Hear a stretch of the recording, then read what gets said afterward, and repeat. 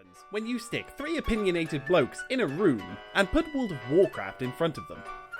A completely unchained view from each of them that clash in spectacular fashion, much like the best raids of all time. Classic. There's going to be someone who's always right and someone who's always wrong, like Dunkurk is, as we know the latest raids are much better. So, with that in mind, it's time to take a look at the latest Warcraft news and speculation. But be careful what you wish for, because You think you do, but you don't.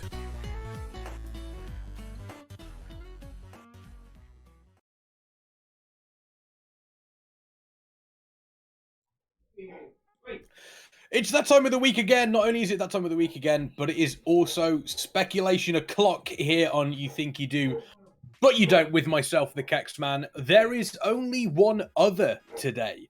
We do not have Farseer with us, so not only will this show go smoothly, but this show will also, will also be On topic, competent. Topic, less furry. There's according to, apparently someone shoved a battery up your dog's arsehole because now there's a Duracell up there somewhere because it just has not stopped. Which is impressive to say the least. I don't think that's coming out in the stream though, so it's fine. So you just look like a crazy man hearing things, which it's entirely possible. I could be a crazy man. That's the emulation of Farseer being here. In lieu of Farseer being here, in lieu of him being here, I have replaced his camera with a clip of Farseer playing Team Fortress 2 in probably 2011, blowing himself up. And it's on a continuous loop, because that will contribute as much to the show as Farseer normally does. That is very, very true. So it's impressive to say the least. It's thoroughly impressive. Where did you draw that footage from? Because that's some old footage, that is. Where did you pull it from? It's best not to ask what footage I have in storage. Because not only could A, it be incriminating, but B, at the same time, it could cause some issues moving forward. And C, I don't know it all. You don't know where you got it from. You just have it. I recorded it. I remember that. God, I don't know what's going on with him. I don't know. Someone's just put a battery in him and he won't stop. It's essentially the same as if Farseer were here. There's just a constant bark in the background. Bark. You're just trying to tune it out, and it just keeps going. Even though it's vaguely on topic. See, 8.3. See, I heard that 8.3. That's what I heard. 8.3. He's kind of on topic. So speaking of topics, what topics do we have this week, Dunkurk? Is there anything controversial that you think could cause some drastic opinions? I'm gonna steal a bit from Mr. Taliesin here. You may know the bit. It's obviously the forums have been pleasant this week. Classic had Phase 2 launch and it was flawless. They nerfed the Alterac Valley time warped badges farming for the new mount, which again, forums loved that. And obviously it was all a shit show. Like the whole thing. It was a mess. No one is happy. Yeah, it's great. Everything. What are you on about? It was amazing. It's great. Can we get Tink Tinks in chat, please? For Tink Tinks in chat for the forums, because obviously they did something horrifically wrong. Tink Tinks for the forums, please. Tink Tinks for the two things wrong this week. But as far as two things that they did wrong that the forums have taken as a sign that World of Warcraft is failing and will never ever be successful ever again, which is a weekly cycle at this point. My personal hate topic right now is that they nerfed Death Knight Eye Glow. They haven't nerfed it. They have nerfed Death Knight Eye Glow. That is a thing. It is a direct nerf to Death Knights. They continue the train of nerfing Death Knights every patch for no good reason. So I mean, it was too OP. People were getting blinded by it. There were people that were having issues being able to see their characters in the glaring glow of the Death Knight's eyes. Look you. We know the real reason is so that Farseer's computer can run the game again. His original computer. Yeah, his original computer can run it again. But we don't want that. No one thinks we do. We want to get rid of people like that. Yeah, I think this game should be running the Unreal Engine or the Cry Engine or Frostbite. Put it on Frostbite. Put it on Frostbite. Put it on Frostbite. Watch it absolutely grind to a halt. So, every time you get anywhere that has people, which for an MMO is going to be everywhere. It's like, let's just walk into there's 10 people here. You're going to have 4 FPS.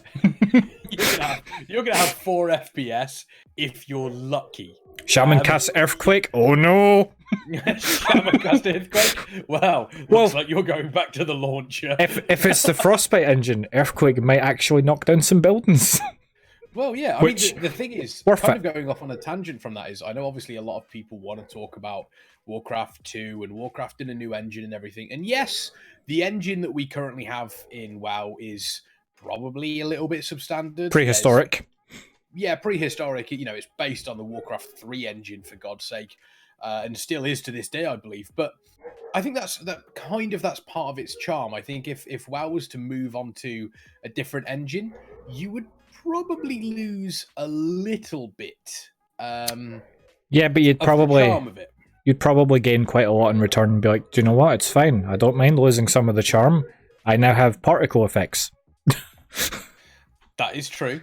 Actual physics. Actual physics on the capes. Phys-X, in fact, because, see, that's how they get you. DirectX 11, we're going to have shadows, we're going to have everything. No, WoW has that. Like, it has DirectX 11, remember. It has shadows, it has sun shafts. Does it, though? Okay, no. I mean, but there's a toggle for it. DirectX 11, but does it have DirectX 11? There's a toggle for it that lowers your FPS by about 40. So... Yeah, there's a button that literally presses you press the button. No conceivable changes to the game whatsoever, but your FPS is low, so that means it must be doing something good. That's how they get you. There we go. So Rav makes a good point in chat. You know, they make a better version of the engine and keep the art style. That's why it's called Shadowlands, because there's obviously someone, they're including these drop shadows, they're including everything amazing. The perfect solution. The perfect solution. Confirmed as well, 2.0. There we go. Now, we went through all the topic lists, right? We got sidetracked on putting WoW in a different engine somehow. I don't know how that happened. It did happen somewhere along the way. Yeah, let's pretend like it was Farseer's fault. Farseer sidetracked us again. He sidetracked us and then blew himself up. Yep. And also, if you follow as well, you will be covering up Farseer's side of the Farseer's side of the thing. True. I'm just going to enjoy that. Follows again. It's fantastic. Just like you can see it, in his brain. He's like, "Oh, enemy charge!" Boom. You can see it in his. You can see his entire thought. It's the perfect angle. It's perfect. The enemy, by the way, was me. I baited Farseer. I'm so happy. How hard did you laugh? Well, that's why I have this clip. 10 years later. still need the laugh. It's like, had a rough day, let me just... there we go. Farseer died. Oh, no. Speaking of 10 years later and, sort of like how long it's feeling, 8.3, we know the PTR is currently really starting to gain some traction. We've seen some very, very interesting things. Obviously, the raid testing they're doing has been phenomenal. They've tested, I think there were a lot of people that were watching the Carapace of N'Zoth encounter that were just hating their life because that encounter is... the screen effects and like... Not only the screen effects, but the fact... Did you watch any of the encounter at all? I watched Preach's video of it, and... So one of the things that you've got to notice with the encounter is it features some of the stuff from Gahoon. So in the second phase, there's a feature where you have to go and click something to kind of break open the Carapace of N'Zoth. But he also has, during the first phase, you'll have the arena, he'll have tentacles that will come crashing up out of it, slam into the ground, and then stay there. But as soon as they slam into the ground, they become interactable, so you can actually climb onto them. And you have to climb onto them to defeat enemies that are on there, but you're also dealing with ads that are coming down in the arena, and it is a hell of a fight. Oh, so what they did is like a Spine of Deathwing. Let's just lay spines across the map and have you run up them. That's kind of it's like a reverse Spine of Deathwing, where instead of plates being there and getting rid of them, there are sort of tentacles that land, and then you have to get rid of them. It's yeah, it looks to be a very, very stressful encounter, and one that I'm really looking forward to seeing how people like Method, Limit, Stars, you know, they handle it. Well, Because what they do is Method get world first in under 400 pulls. yep, that's And everyone else kills it 2 days later. And then the Americans are like, oh, it's because the EU somehow have the advantage, even though they start a day later, they sleep on a regular schedule, they're not powered by Red Bull for the entire week. It's really odd. It's really, the amount of, because obviously on the side of the EU, there's always this, you know, it's like, okay, yes, it's both sides have got disadvantages and advantages. Obviously, NA get it first, but they kind of maybe have to deal with a couple of bugs, whereas EU get it later. But at that point, the bugs have been found and usually hotfixed out. So well, I mean, they better not hotfix the bugs out of this fight, because like bugs are part of the fight, right? Yeah. Like if they hotfix the bugs out, suddenly it's patchwork. Suddenly it's a patchwork fight, which I wouldn't be against. What, another patchwork? I don't know about you. I wouldn't be against another patchwork fight.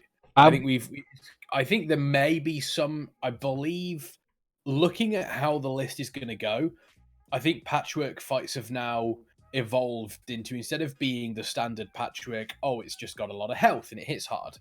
Patchwork is now more of similar to Ashvane in Temple of Ishara, or Palace of Ishara, Eternal Palace. That's the one I was looking for. You know, it's not necessarily a patchwork fight in regards to it has a lot of health, it hits hard, that's it. But it's more a patchwork fight in regards to this is the gatekeeper for the rest of the, you know, the rest of the thing. Unfortunately, it does seem recently as though the gatekeeper has been very, very difficult, and then the next 2 or 3 fights after that haven't been as difficult, so it kind of defeats the purpose of the gatekeeper fight. Yeah, it's like what was that boss in Eternal Palace that was like a complete joke? Which one? Radiance of Ishara, was it? Radiance of Ishara is the biggest joke since. It's like, oh, it's boss free. Loot Reaver. Maybe on Mythic something crazy. No, it's just the same fight again. You just get free loot. Again, except you just get 2 mobs, so you just split your raid in 2. There's a reason why.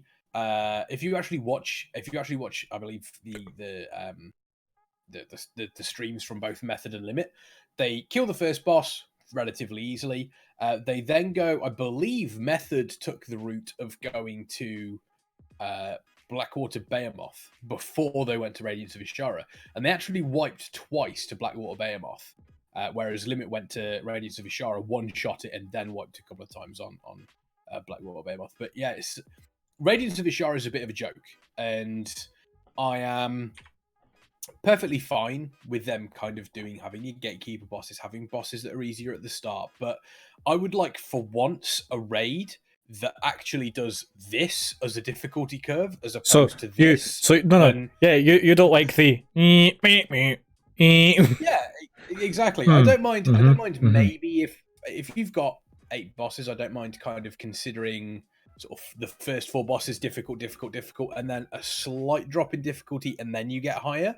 That I wouldn't mind, but it does seem to be a little bit arbitrary at this point, where it kind of dives all over the shop. I think my favourite is when the second to last boss is almost impossible, Spine of Deathwing, and then the last boss is such a pushover that you're like, is that it? Well, are we done? I mean, when we did Madness, I wouldn't say that Madness was a pushover, but we definitely got it. Excuse me. We definitely got it a lot quicker than we did. Excuse me. Blood Death Knight? Madness was a pushover? Yeah, okay. It was a pushover for you, because what you did was push one button, because at this point, Death Knights were basically invincible. And now they're nerfing my eyes? Now they're nerfing your eyes as well.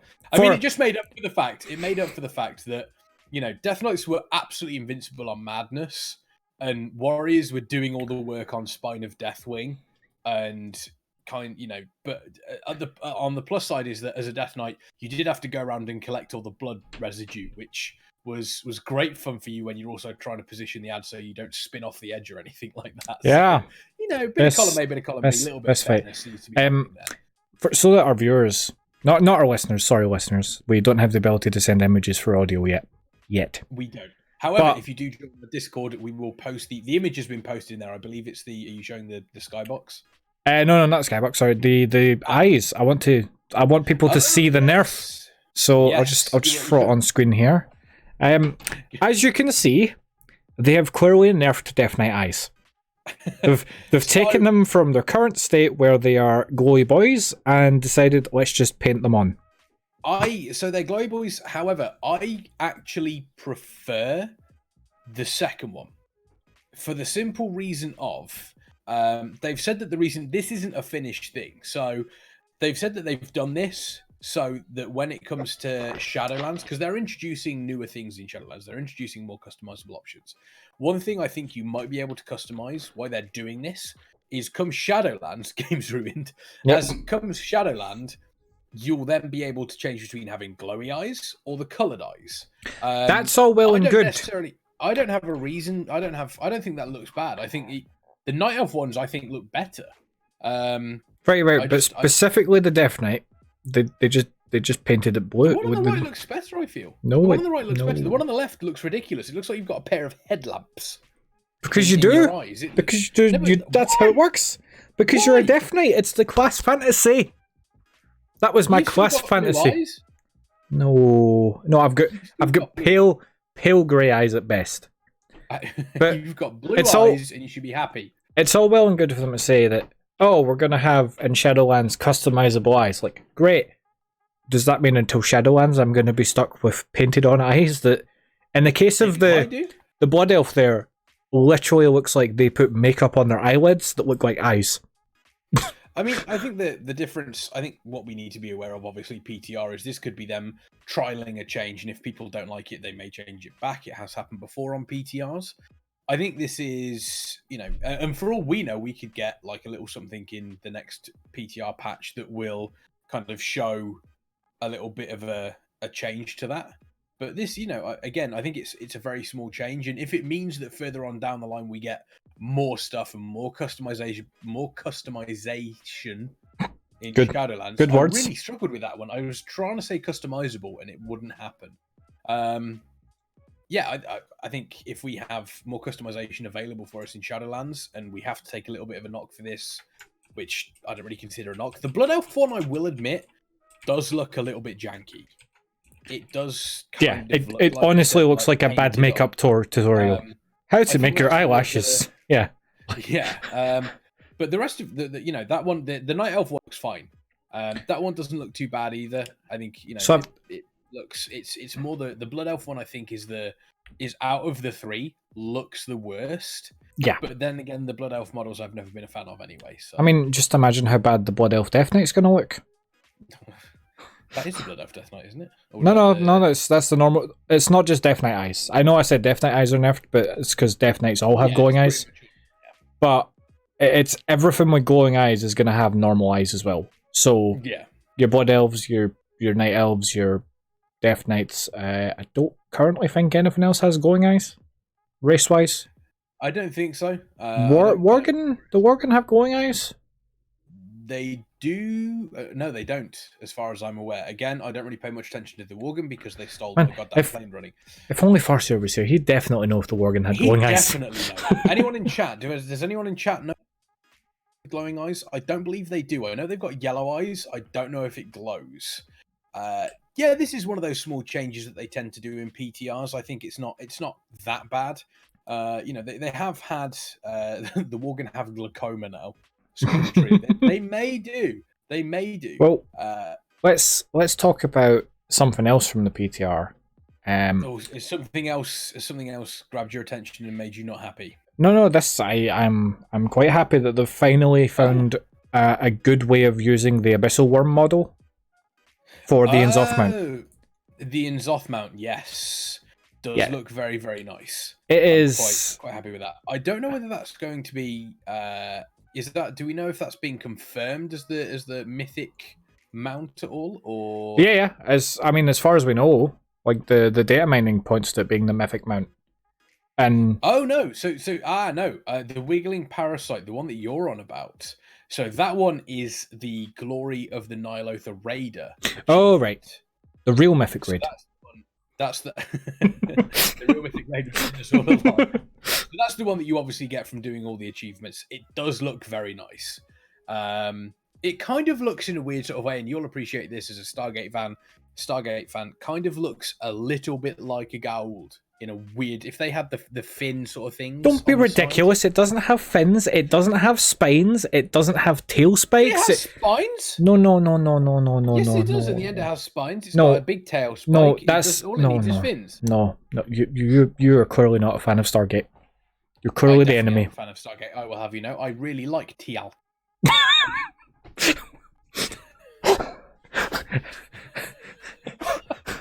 Teal Powder is my favourite character from the entire show. Yeah, Teal Powder and Dr. Daniel Dakin.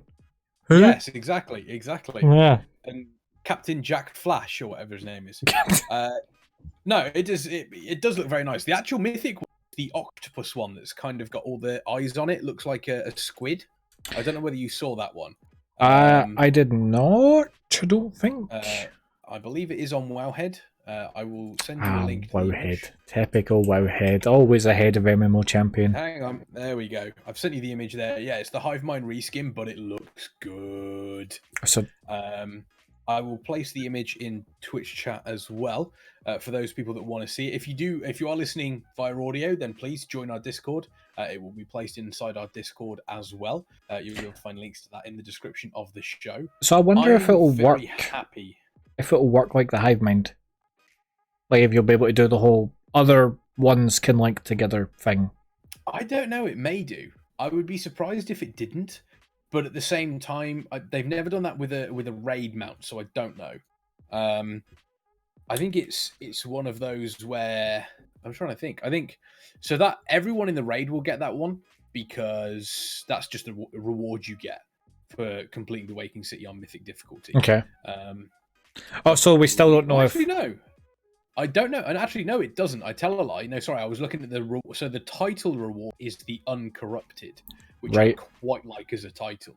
The Nya'lotha Allseer, which is the mount, does drop from Nya'lotha Corruptor, so I think it may work a similar way to the Lifebinder's Handmaiden, which is 1 drop per run. So the title is the Uncorrupted. Yes. But you're going to be farming this tier for corrupted gear. I feel like that's a good. I think you will. Although technically, I suppose the gear itself is corrupted. You're just harnessing that corruption. So you yourself aren't corrupted, even though the more corrupted gear you wear, the more corrupted you look. They haven't thought that title through, have they? I am the Uncorrupted. Please ignore the tentacles sticking out of my ears and the eyeball. I might just ignore it. I'm uncorrupted, I swear. I'm uncorrupted, he says, pinky promise. Squid with multiple eyes. No corruption to be found. Imagine you rock up on another planet, like another Titan planet, because who knows, we could go anywhere, and the Watchers take one look at you and like, you're an old god. Yeah, no. This is just my ends off raid gear. Like what? Yeah, sure. The one thing that's also speaking of mounts is they've obviously added a lot more mounts in this latest PTR build. We do have the Uncorrupted Voidwing, which is the ahead of the curve mount, which is obviously the mount taken if you defeat N'Zoth in heroic mode before the start of the next. Like the violent spell wing and the everything else, The moose. So does that then confirm that this is 100% definitely the last raid of this expansion? It doesn't confirm it, no, because all it says is ahead of the curve, defeat N'Zoth. No, yeah, but they haven't. Heroic N'Zoth. But they haven't give a mount out for any other ahead of the curves apart from the last expansion boss. Yeah, that's true. That's very true. So yeah, this will probably be that one. I can't imagine there being a patch in between now and Shadowlands. Yeah, but I mean, if the predictions are like Shadowlands is like coming in 4 years, if some people are to be believed, I don't understand why people are saying it's going to take that long for it to appear. That's just ridiculous. I saw someone be like, "Oh no, there's no way they'll have it ready for August." I'm like, if they don't have it ready for August, this will be the longest expansion cycle we've ever had. Yeah, that's not that's not even going to come close to happening. They're definitely not going to let BFA sit as the longest expansion they ever put out. That ain't happening.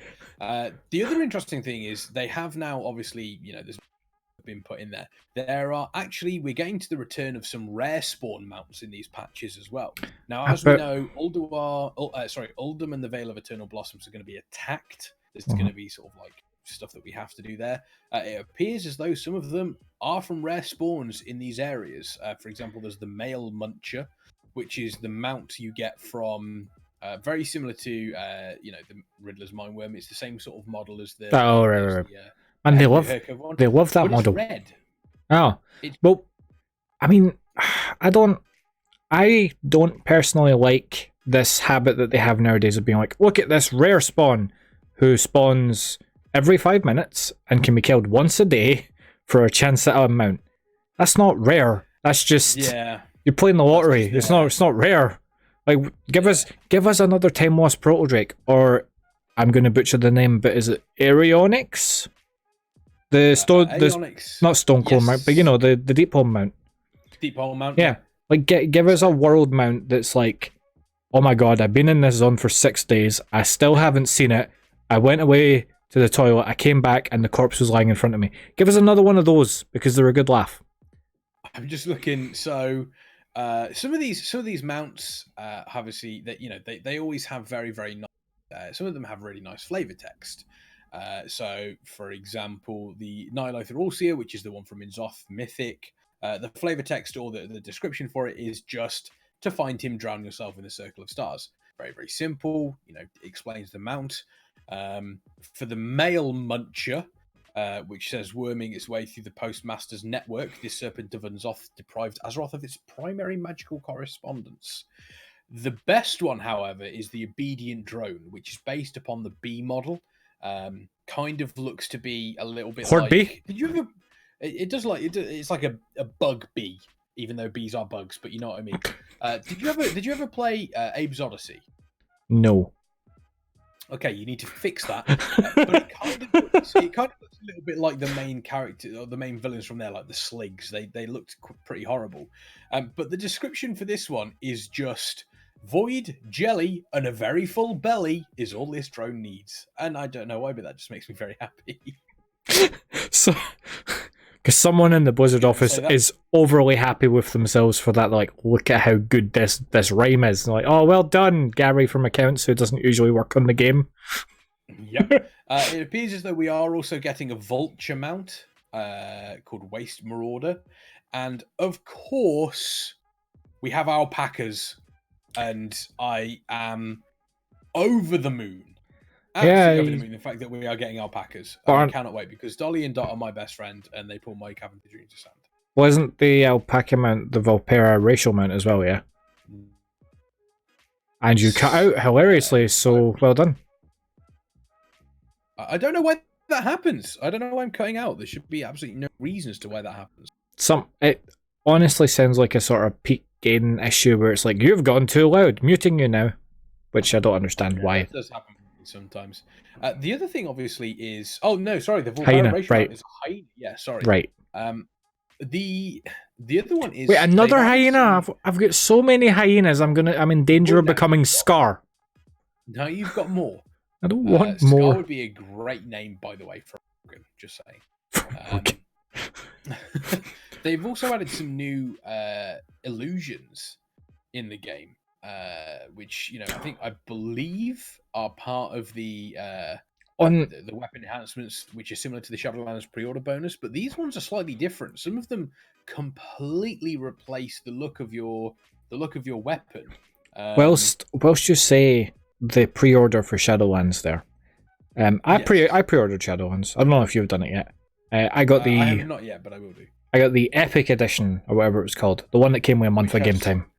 The Wraith Chill illusion as well. Yeah, it has the illusion. It has like the illusion, the transmog, which looks really nice. It turns the weapon into like a ghostly shade of blue. Have you seen the controversy about that though? I have not. No. So the transmog appearance you get if you buy the most expensive version. Which is the Vestments of the Eternal Traveler. Yes, the Vestments of the Eternal Traveler. So, in order to get that, what it says, like, complete an in-game quest. Like, cool. They've put like a pre-order specific quest into the game. Okay. Let me guess, the quest isn't there yet. No, the quest is there. Do you know what the quest is? Okay. What is the quest? It's collect a rare drop from any mob that you can loot like for a day, and you need 50. Okay. So well, at least, I mean, on the plus side, at least it means you have to engage. Well, like, you can loot more than 4 a day, but like it slows down. There's some weird diminishing return on it. Yeah. Okay. Apparently So you can grind it out in one day, but it's you can grind it out, but it's like for casual play, your averages will be about 4 a day. So well, that's not the end of the world, though. I suppose No, I agree, it's not. But the forums don't. Yeah, but for the I forums, pre-ordered. I want my transmog. I have pre-ordered. I have paid money. Give me what I am owed. This is false advertising.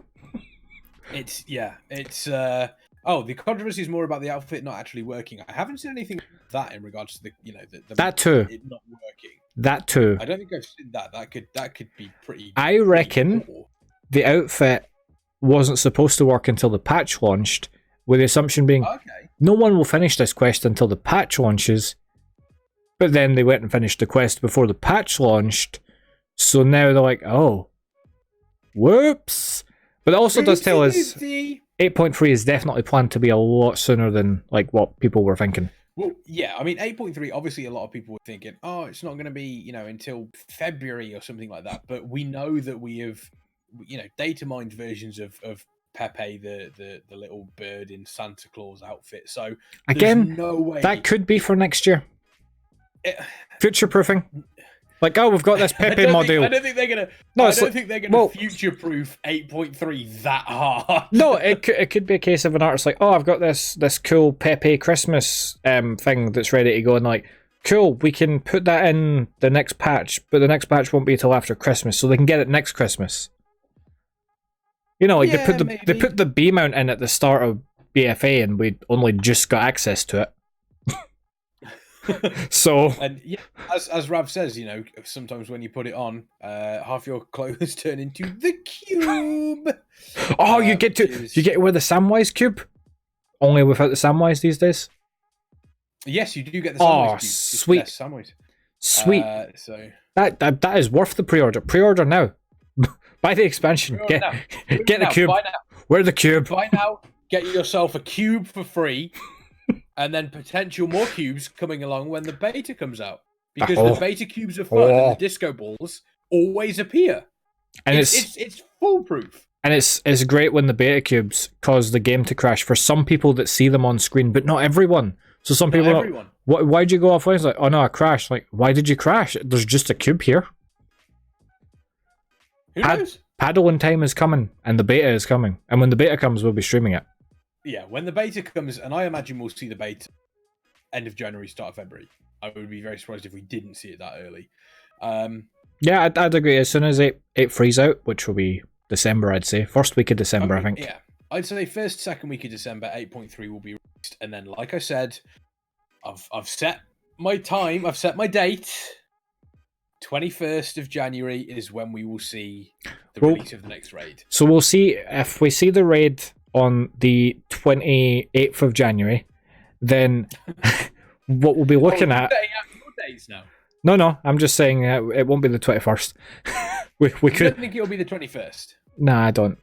It'll be January. It'll either be the first week of January, or it'll be like the second week. It's not going to be the 21st.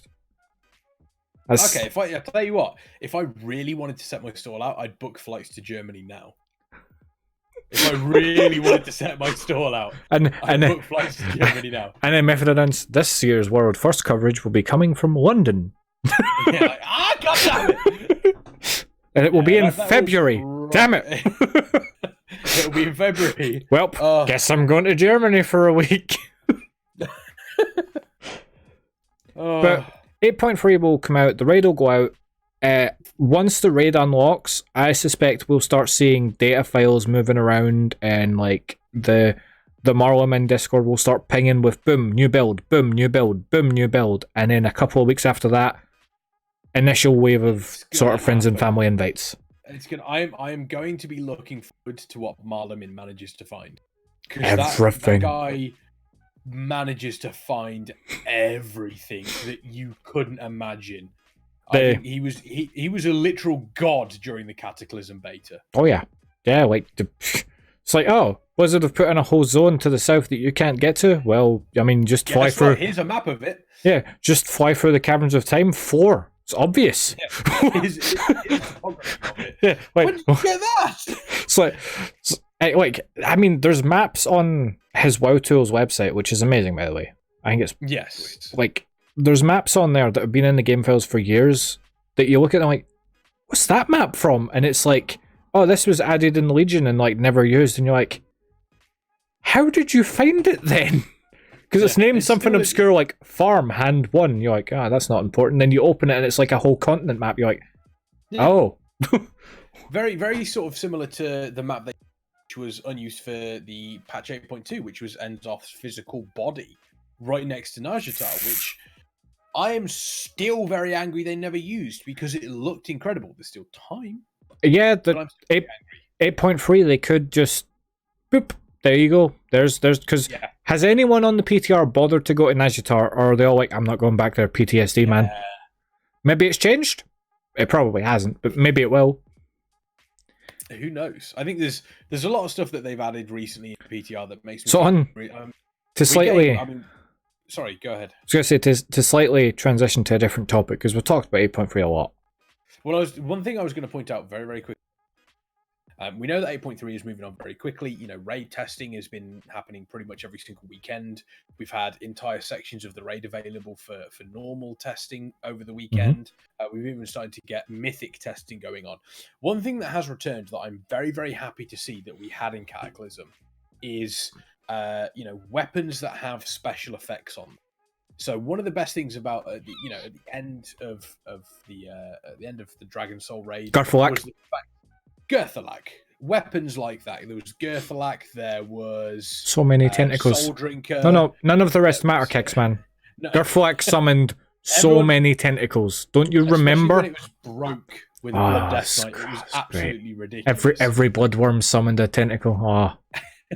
But the fact that we're having those, come back. Like, have you seen the most recent one?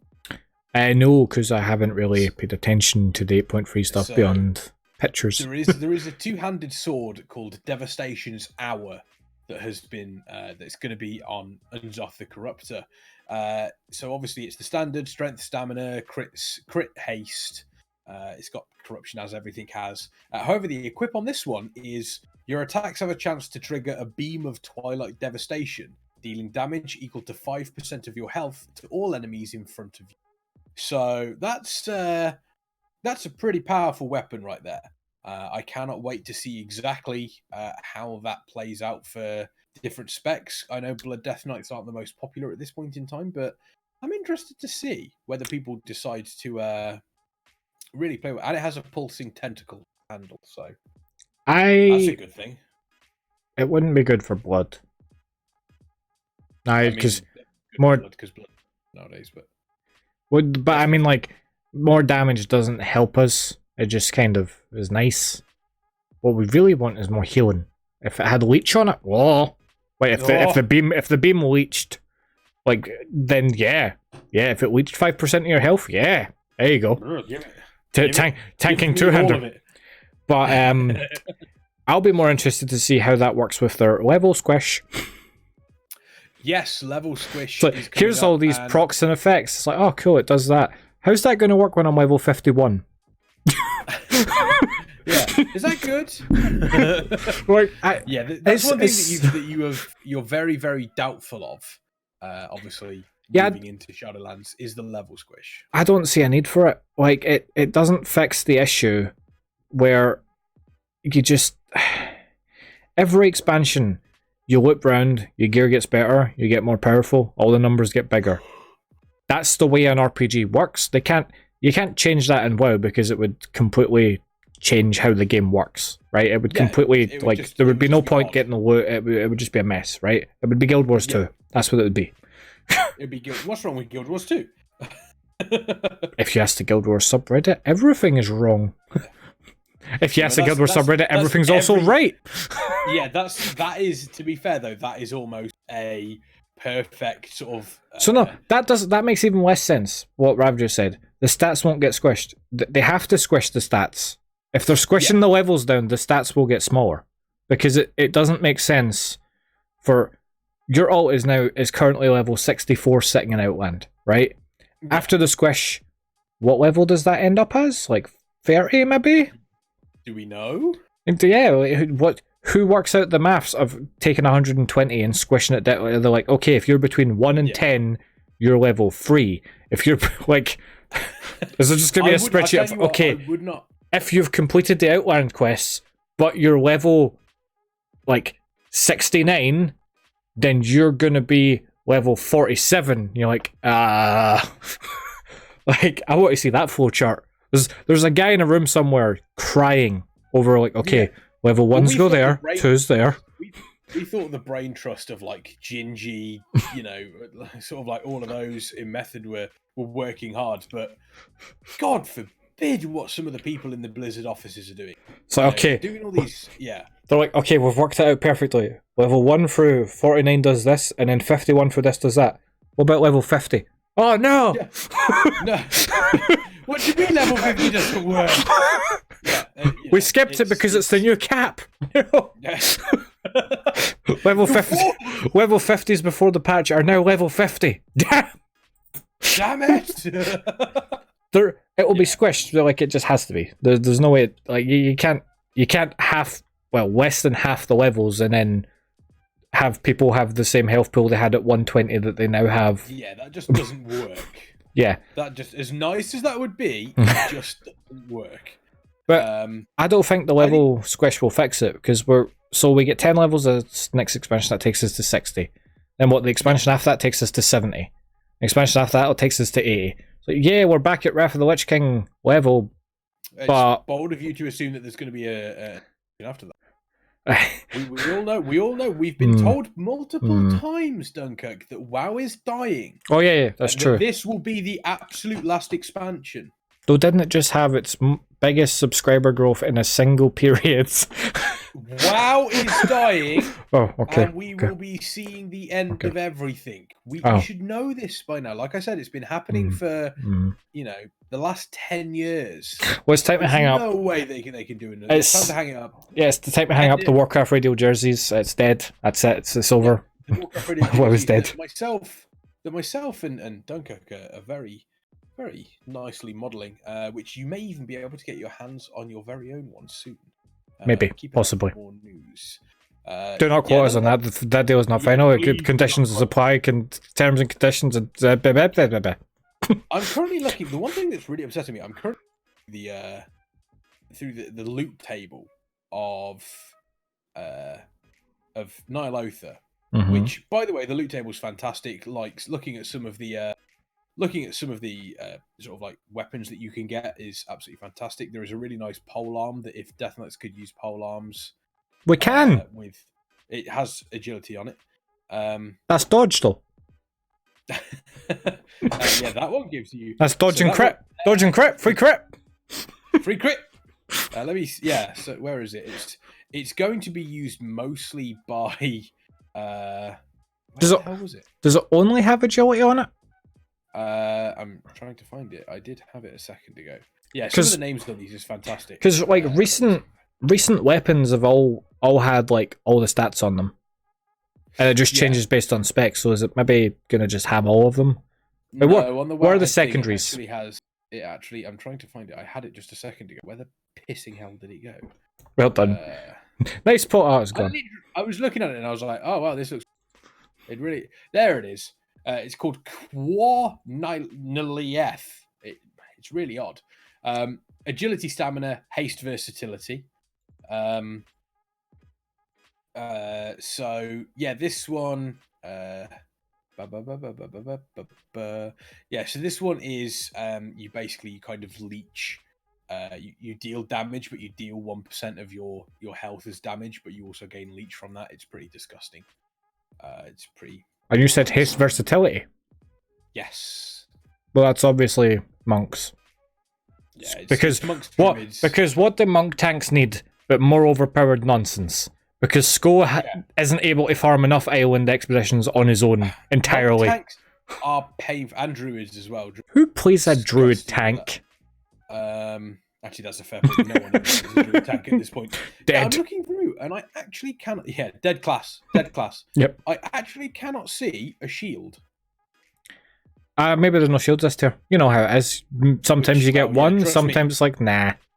Trust me, I know how it is. Blizzard Get shields. Blizzard just kind of forgot that warriors need shields. Shields existed. Yeah. I can't see a thing. I'm going to keep looking because it's really going to bug me if I cannot find a shield. It might be like 2 bosses before. They usually put it as like, no, the shield. The last boss shouldn't drop a shield. That would no. Warriors, you'll get yours from 2 bosses before, and it'll be the same boss that drops a healing shield. So when you see a shield drop, you're like, and then you go, oh no, it's the healing one. Which is exactly the same as it was for bloody Gunship. what's it called? Bop. When there was the only goddamn shield that dropped Spirit Kings. Well, it was the same with Dragon Soul, where your shield came off of God, yeah. what's his name? Oh no, there is one shield. Precipice of Oblivion. There you go. Again, from the third to last boss, Il'Ganeth. Cheers, guys. Thanks. It's the trend. It's like, okay, we've got a raid. Where are we going to put the shield? 3 bosses At from the end. Yeah, put it as far back as you possibly can. Why are we putting it 3 bosses from the end, Ian? It just makes sense. Yeah, it just makes okay. sense. Nobody uses shields. Meanwhile, warriors and paladins cry in the corner. No, the paladins just like, that's fine. I guess I'll just it's fine. I'll just throw 7 million avenging shields.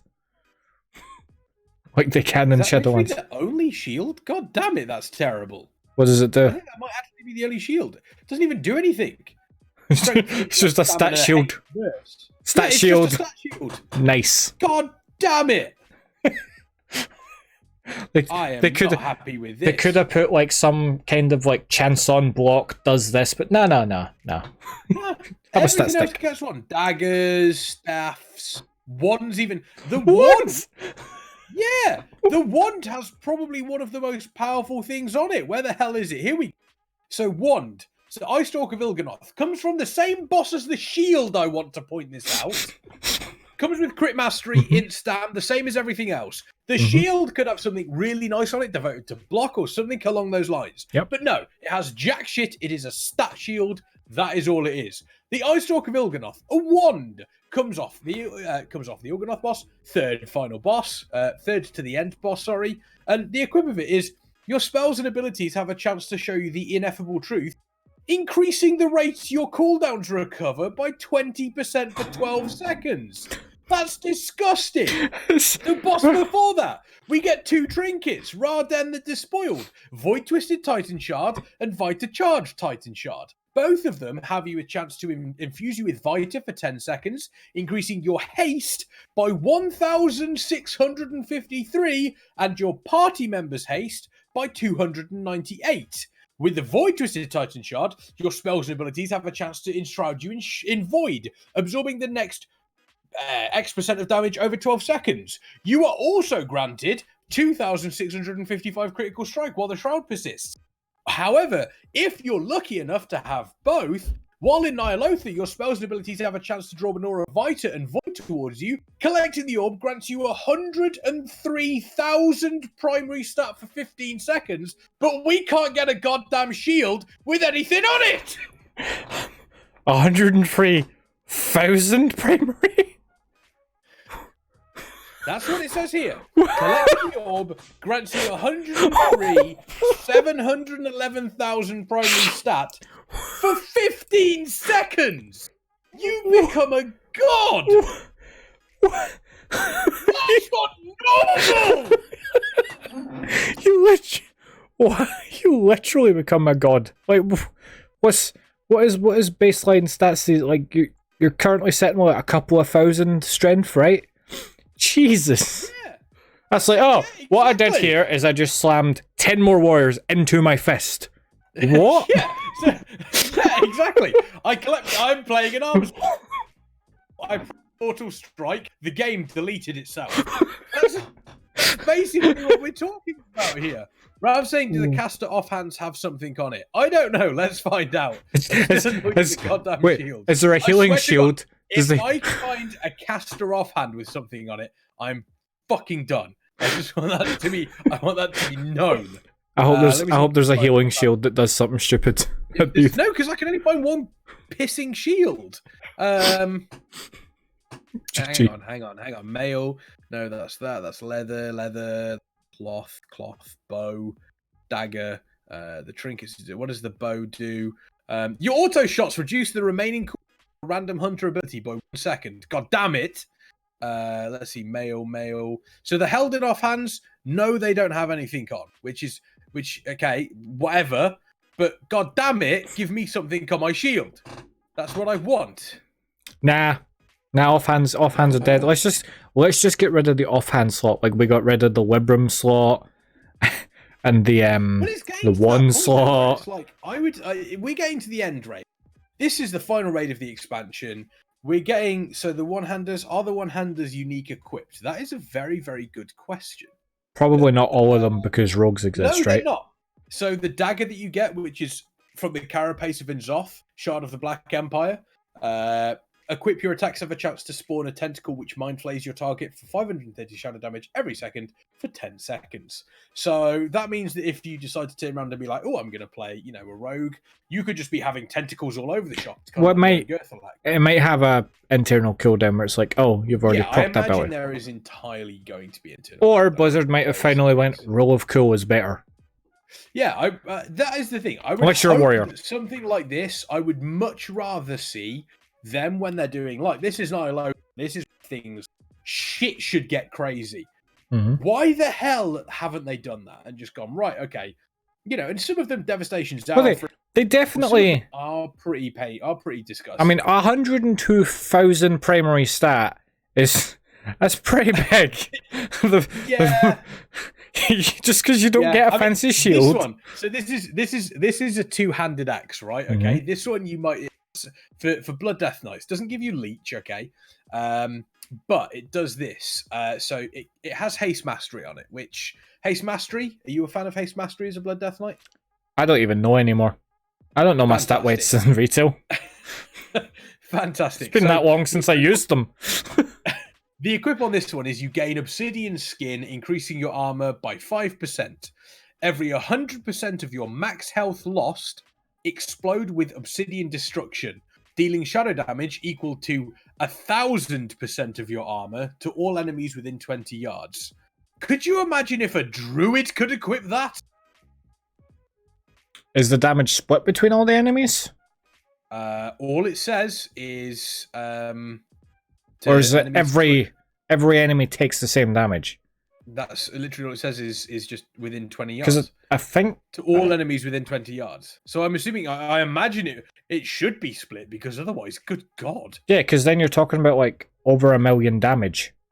Yeah. That would be disgusting. That would be disgusting. On the other hand, I'm hoping, ability squish. Here's one of those things in that what they're doing with these is fine. I enjoy the fact that we're now in a position where they can kind of go, okay, last raid, let's go a little bit crazy with some of the trinkets and stuff, which is always a good thing. It's nice to have something that you get it and you're just like, well, this is just ridiculous and I'm loving every second of it. The only downside to it, obviously, is the fact that, we're getting to a point where at least one of these trinkets or one of these weapons is going to be broken beyond belief come release of 8.3. No matter how much testing is done. So there is going to be one thing that is very similar to the draft of souls that we had in Nighthold, which when Fury Warriors managed to get their hand on was, and they also managed to get their hand on the other trinket that was that you also popped as well, was absolutely ridiculous. You had warriors doing an absolute ridiculous amount of damage because that trinket for them was broken. I feel like we're going to get into that situation again. There's going to be something here that is going to be broken beyond belief and will cause a lot of issues. which I don't think is necessarily at the end when it comes to PvE. I mean, if someone's doing loads more damage than me, that's fine. Well, I mean, it depends, right? Something that's going to be broken. Let's be fair now. Blizzard have always got to a point where there is something at some point in a patch or a raid that is broken beyond belief. You mean like like Rev said? You mean like 100,000 primary stat, for example? Yeah, you mean yeah, exactly. I think that might be a slight typo. I am hoping it is not. Because, like you said, if you have those two trinkets, you are going to turn into a god. So, I imagine the cooldown of that thing is going to be 10 minutes to balance it out. Just some general sort of housekeeping. Exclamation mark contest for a chance to win the 15th anniversary Ragnaros statue. You do not want to miss that. Yep, it is open to anyone. For the podcast listeners, because we forgot to tell them that they can also do this. This isn't just a live thing. If you go to warcraftradio.com/contest, you can enter for a chance to win the 15th anniversary World of Warcraft Ragnaros like big bronze statue. They're beautiful. Yes. I saw them at BlizzCon. I wish I had one, but I don't. But you can if you just enter that contest. Dunkirk can't enter this. I cannot. It's not allowed. Dunkirk can't enter this. You're not allowed to do that. So it's a shame. If someone wants to enter though and send it to me, that's PO Box Dunkirk, Dunkirk Street, Scotland. Yes. Yes. It'll get to me. Don't worry. It'll get to you eventually. It'll get to you. Now, to move, so we talked a lot about the future there. We covered some Shadowlands. Yes. We covered some 8.3. 8.3 I think is going to be very, very exciting. Like, here's a kind of very, very quickly. 8.3. And I know it's a topic that we want to get to later is there anything to do in BFA? Well, do you think 8.3 is going to potentially bring a couple of people back, or do you think that ship has sailed for BFA and we won't really see people back until Shadowlands? You'll see. I mean, every patch brings some people back, right? Like they want to see, yeah. I mean, I'll log into retail more when the patch launches, right?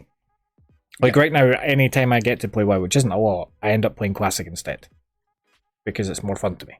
So on that verge, it's kind of a choose your own adventure, Kexman. Do you want to talk about the future? No, not the future. We did that.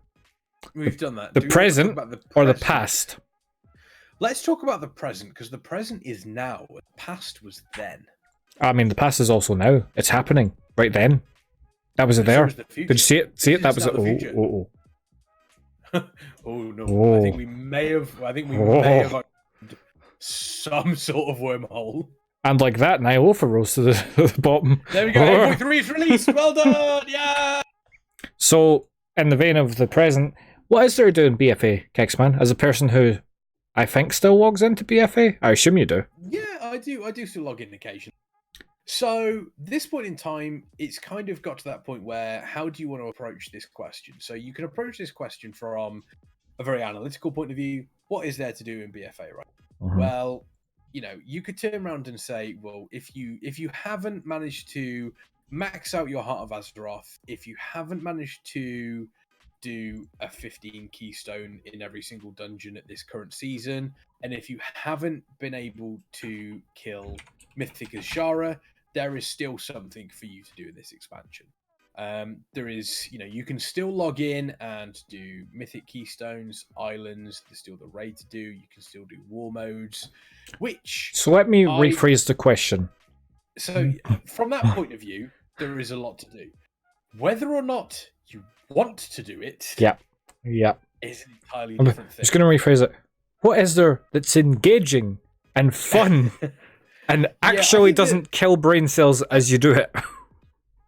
I think we're at that point now where, you know, you kind of have to look at it from a case of BFA was an expansion that promised a lot. And we technically did get a lot of that. So they promised islands, which we got. They promised the Azerite armor, which we got. They did promise a lot of things. The only problem is, and this is my personal opinion, BFA has a lot of failings.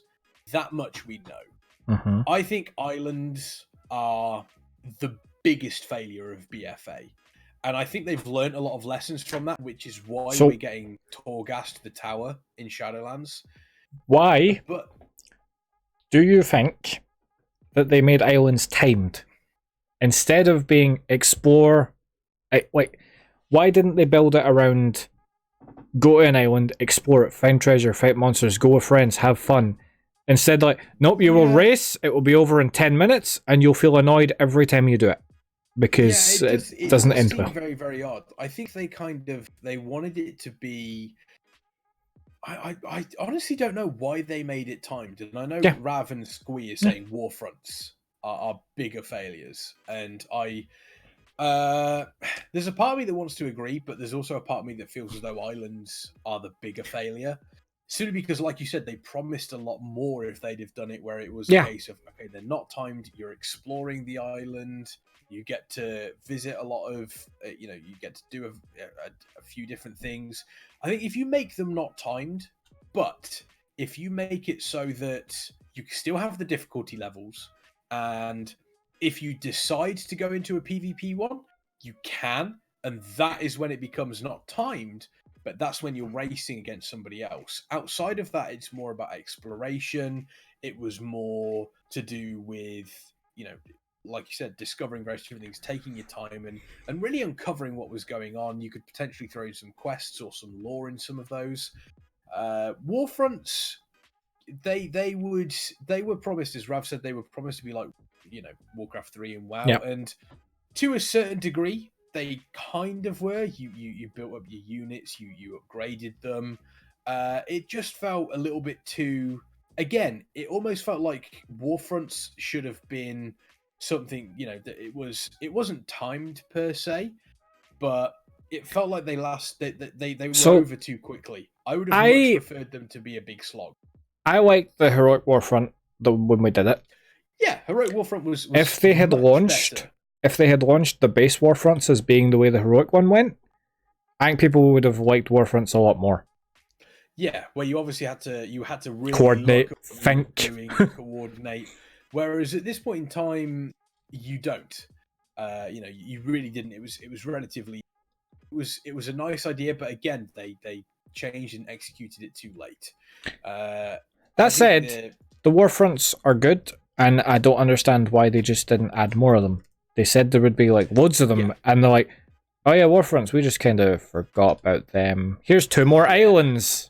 What? And I think that what again, and if they especially one of those islands is would have been a different thing entirely. One of those islands is a goddamn Warcraft 2 map. Yes, Warfronts are meant to be Warcraft and World of Warcraft. Why is the Warcraft 2 map not a Warfront?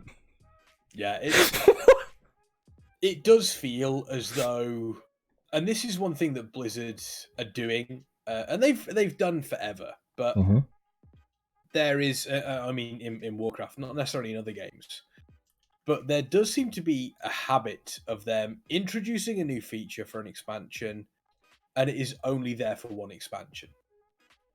Which for some features is fine because it fits in with the theme. Yeah. There is no reason that we cannot have more fronts going forward. There is no reason that we can't have more island expeditions going forward. I would, There's no reason we couldn't have more goddamn heroics and mythic scenarios. Yeah, to go all the way back to... Those were fun. It's a terrible hobby. But there's absolutely no reason that we can't have that. There's... Like, they have these functions and they have something that they can do with it. Why not do it? And I think... I believe that Torghast the Tower is... If they manage to get it right, which it sounds like they are, it sounds like they kind of understand that, yes, they want something that you can do repeatedly, they want something that you can kind of keep moving forward with, but at the same time you're also gaining rewards from, but it's not necessarily timed. That, to me, is going to be a massive success. If they manage to play it right. I think if they get to a point where at any point it becomes timed, or where it gets to a point where you only do it once a day, then it completely ruins it. I think it should be something that you can repeat. I've said it for years that I'm really fed up of Blizzard deciding, no, you've had enough fun for today, you stop. That they've got a really bad habit of being like, no, you've reached the limit of fun allowed in this 24-hour period. You're no longer allowed to play this game and have fun.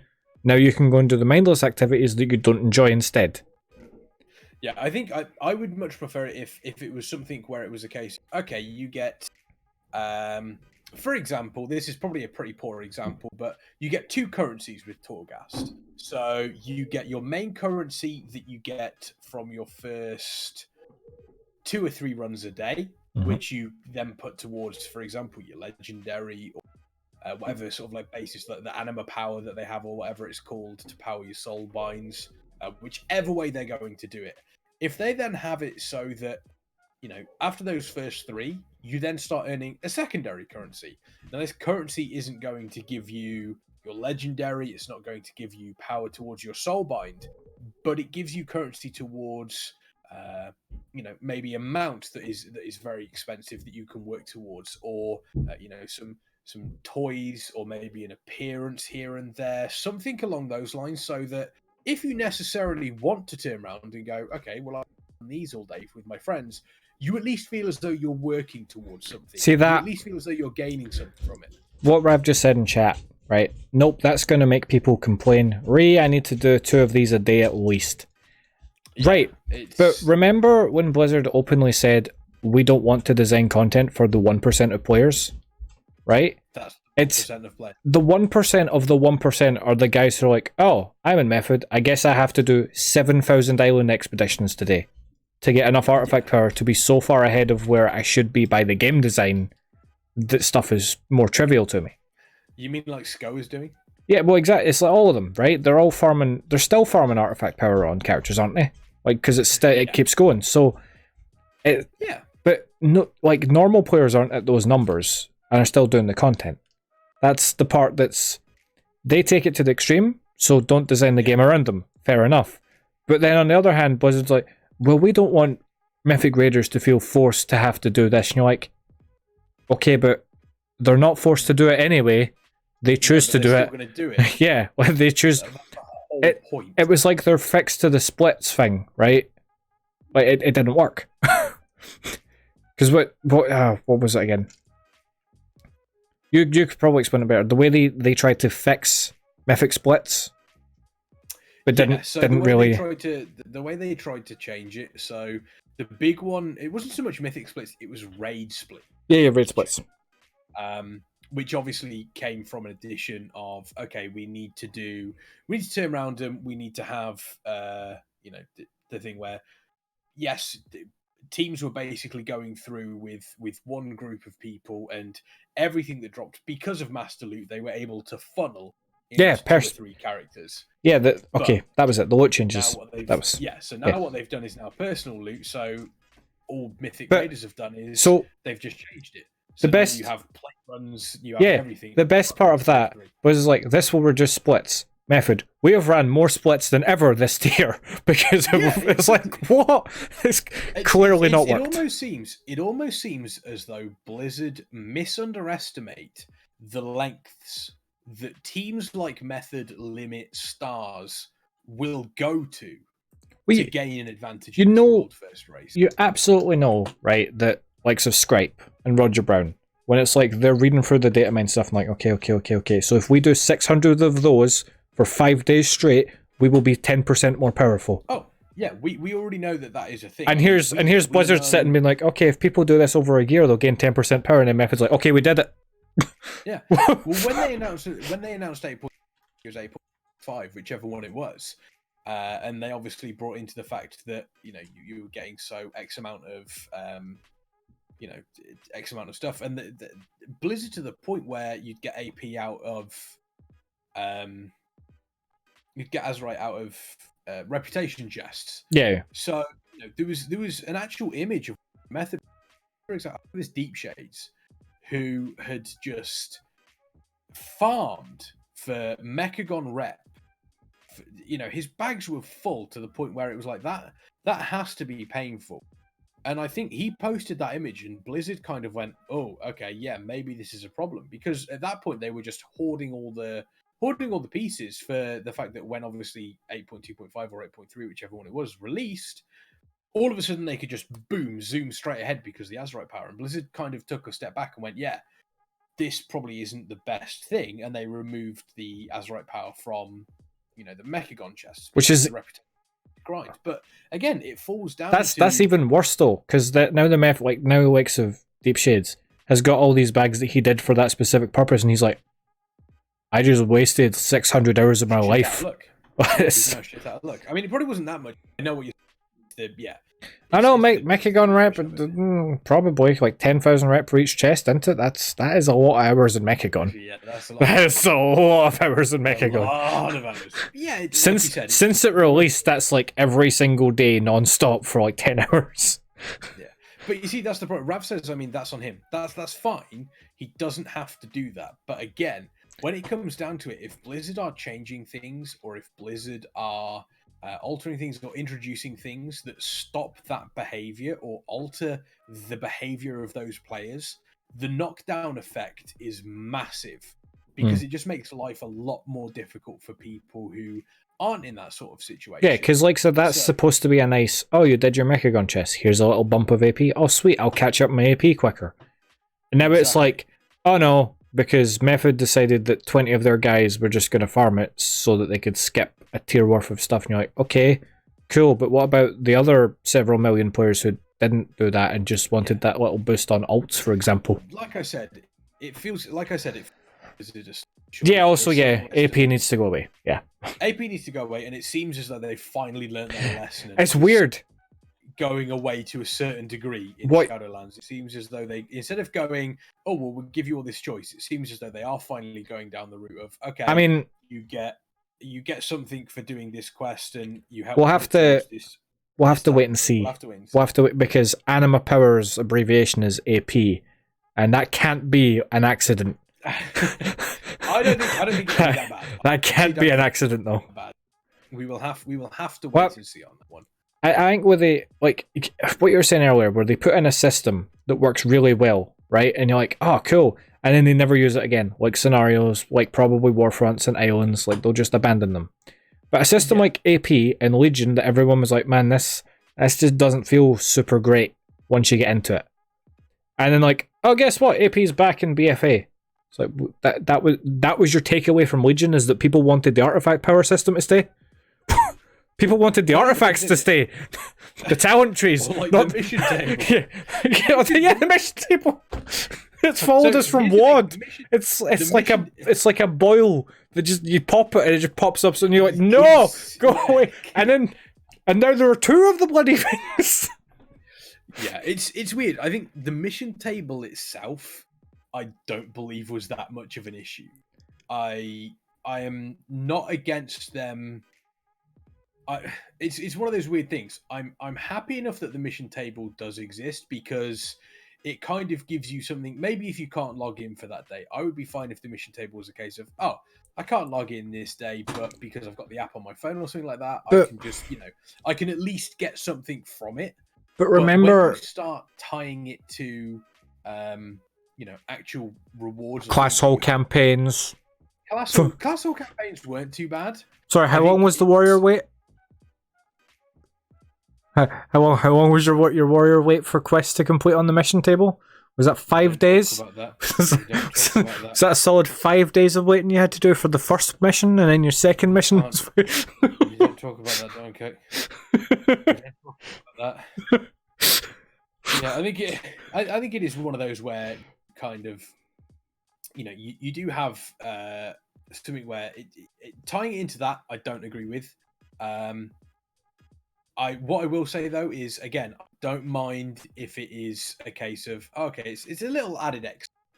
I think they've kind of put themselves into a difficult position now though, where I don't think we'll get a mission table in Shadowlands. The moment you say, oh, it's an added extra, but then kind of it feels a little bit pointless, because you can't then give it enough of a reward. No, because it is just. We will absolutely get 3 mission tables in Shadowlands. Or sorry, how many covenants are there? 4. We'll get 4 mission tables in Shadowlands. You get to pick a covenant, and that gives you your mission table specific to that covenant. Do you think so? That's absolutely what they're going to do. They're going to put it in again. Like, they're absolutely going to drag the mission table kicking and screaming into the next set of content. Would you want to put a bet on that? No, I don't need to because I know it's going to happen. It is Well, guaranteed. if you know it's going to happen, then put a bet on it. No, I'm not a fool like you with your alliance beard. To match your to match your alliance tattoo. Yes, hold it up for the camera. It is a horde tattoo. So you It can. is a horde tattoo. It is not an alliance tattoo. I'd like to point out. He says wearing the blue and gold jersey that I tricked him into wearing for this bit. It's a Warcraft radio jersey. Yeah, but it's. BlizzCon. Do you know what's funny about that logo? It's an awful lot like the Warcraft for Humans art style. Pride gotcha. I need to have words with Pride. I am not happy. Reminds me of humans.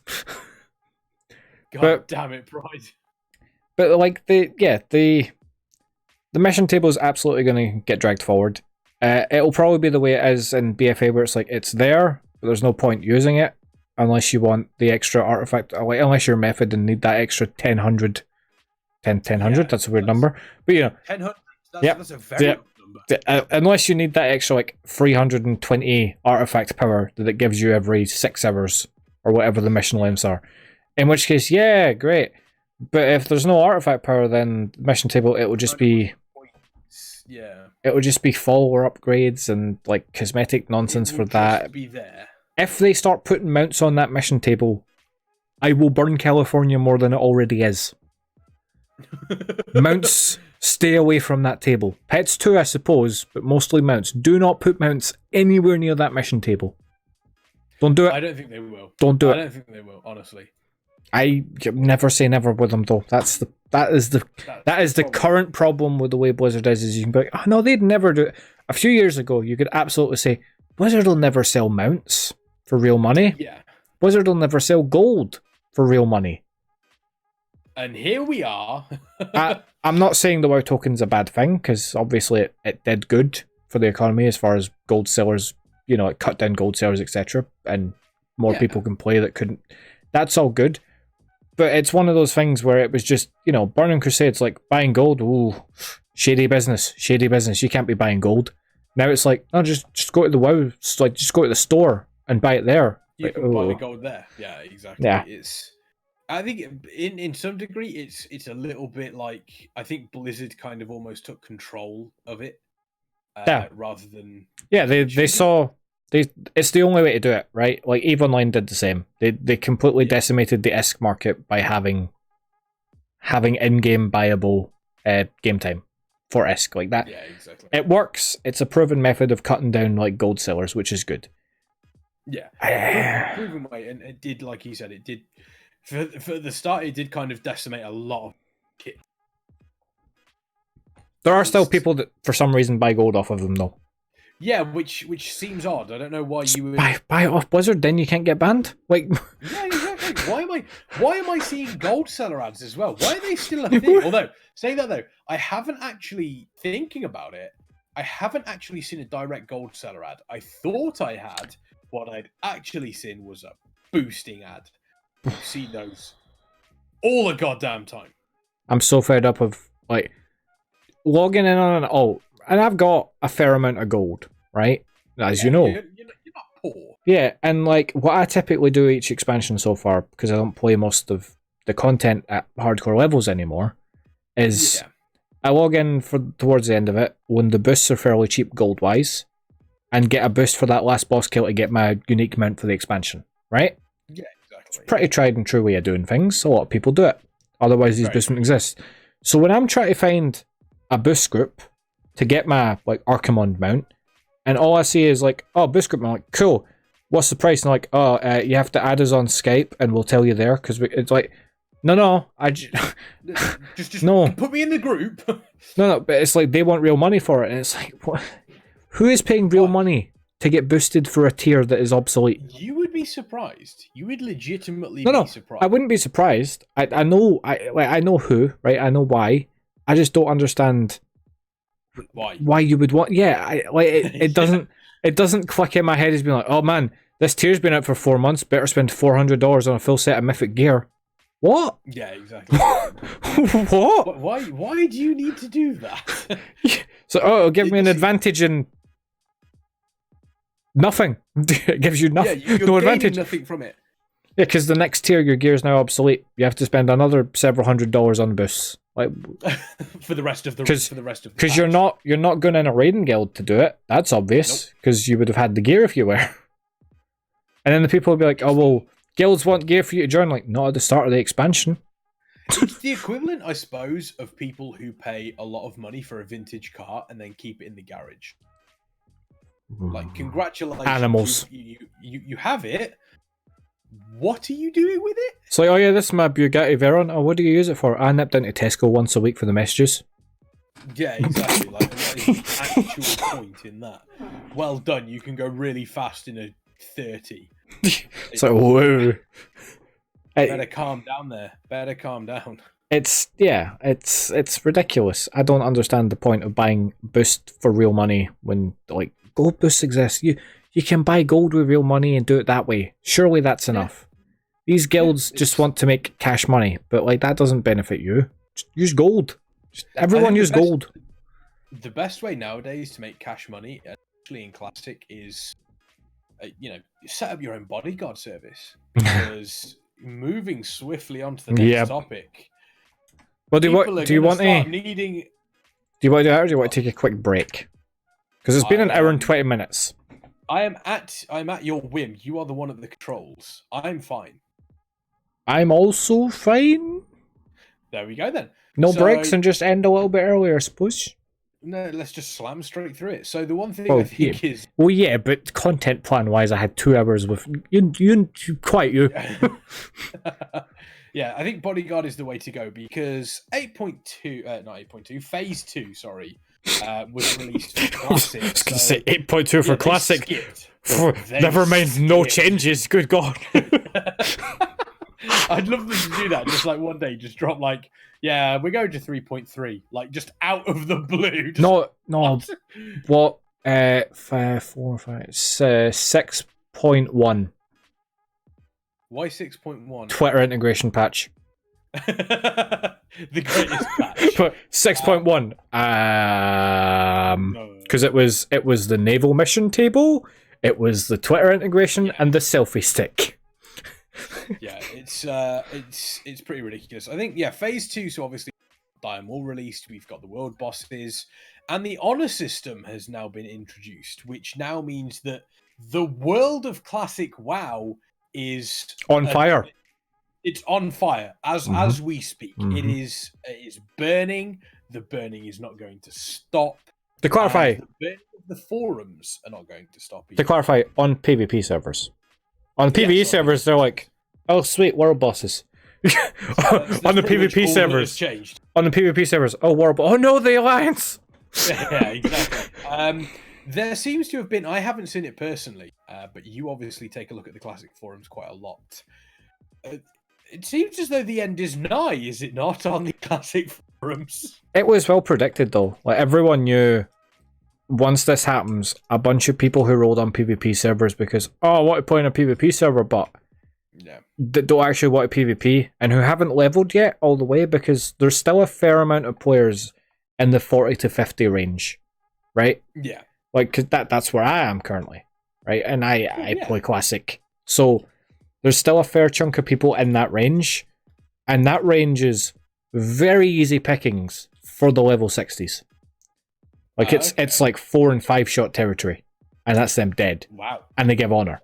So ganking has increased definitely, but only like it's at the point where it was in vanilla, right? You're at the point where like walking through Stranglethorn, you're not going to see an alliance and wave at them anymore. You could be like, hey, honor.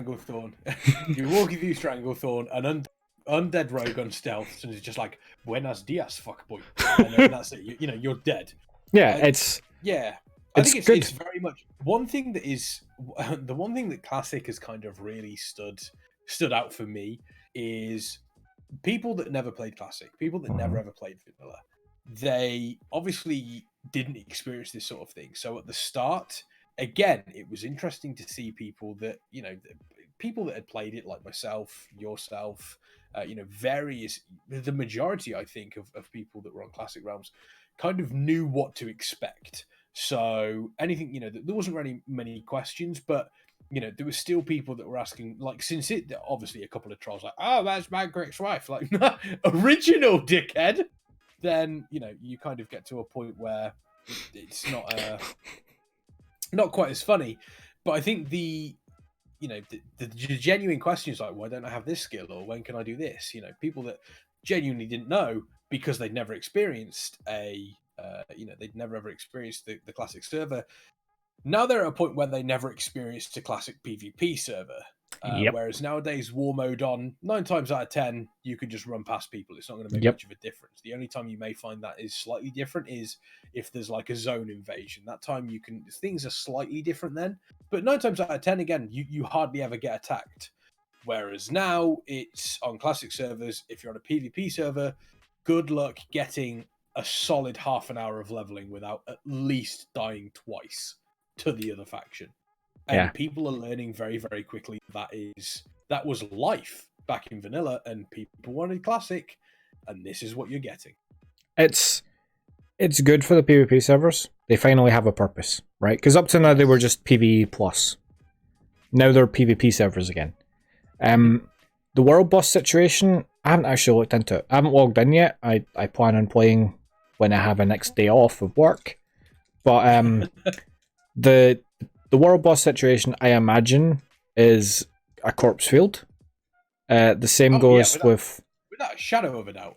Obviously, the leveling hubs are pretty bad right now. Like Stranglethorn, South Shore. Pretty Barrens. bad. Baron. Well, it's the Barrens is Horde territory, isn't it? So... Let's see. You're not flagged for PvP in the Barrens, are you? Let's see our forums. You can be. No, but you're not by default, is what I mean. If you're Horde, you're not flagged unless you attack someone because it's Horde territory. I don't. It's the same as it's the same as Westfall. Yeah, where you're not flagged unless you attack. There we go. What have you found? The first thread I see is Phase 2 is killing classic. So this is from Excalibur, who is a 58 dwarf rogue. Hold on, is this rapping the forums? This is rapping the forums. Oh God, no. So he says, you all really oversold this epic PvP Clash of the Titans experience. I really wanted to love this, but I can't. The game is legit unplayable right now. And that's coming from a rogue, lol. Most of my time is spent as a ghost, waiting for the 2-minute timer to reach 0. 10-1 Horde in each alliance zone. Horde camping flight paths and graveyards. NPCs being killed despite DHK.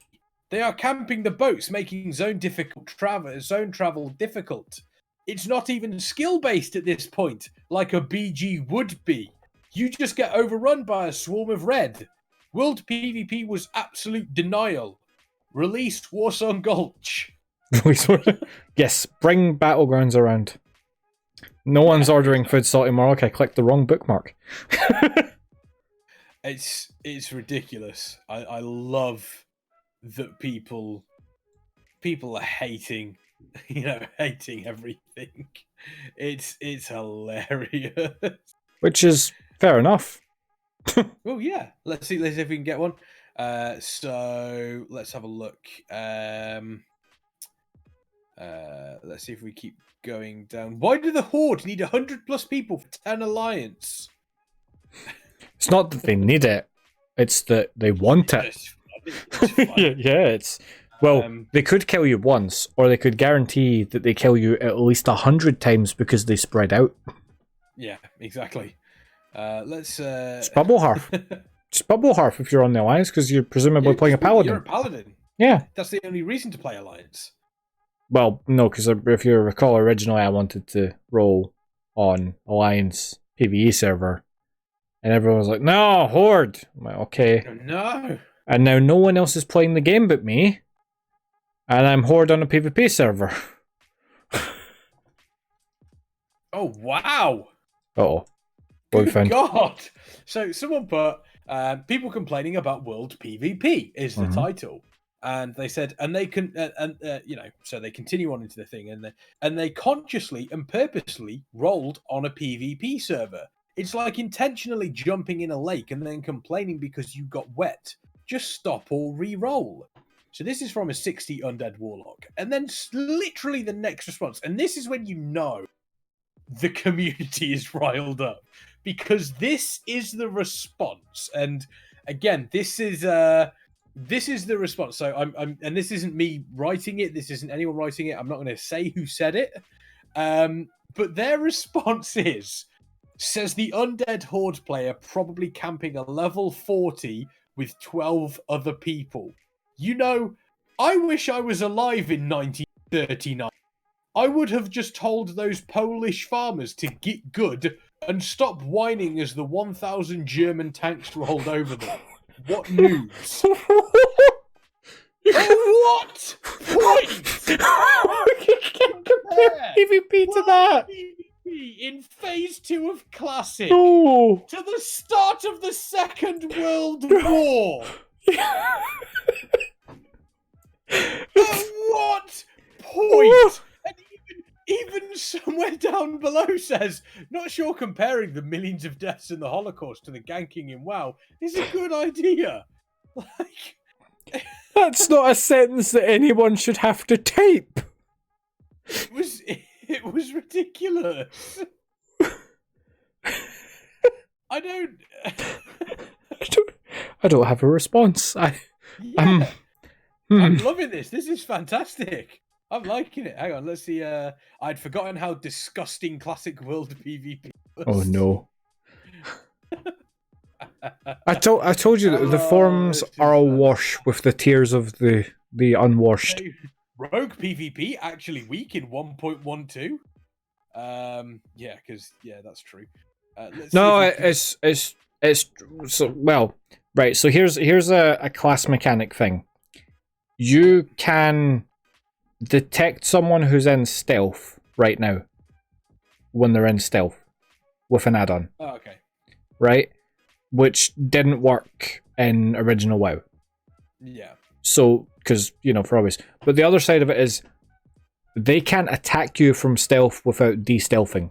I know that sounds weird, but it means they can't pop cheap shot and have it land before stealth because of the spell batching works. Whereas before, what could happen was cheap shot, punch, vanish, away they go. With spell batching, it's cheap shot, vanish, dot tick, they reveal because they've just hit you with cheap shot after they vanished. Yeah, exactly. So it changed that meta.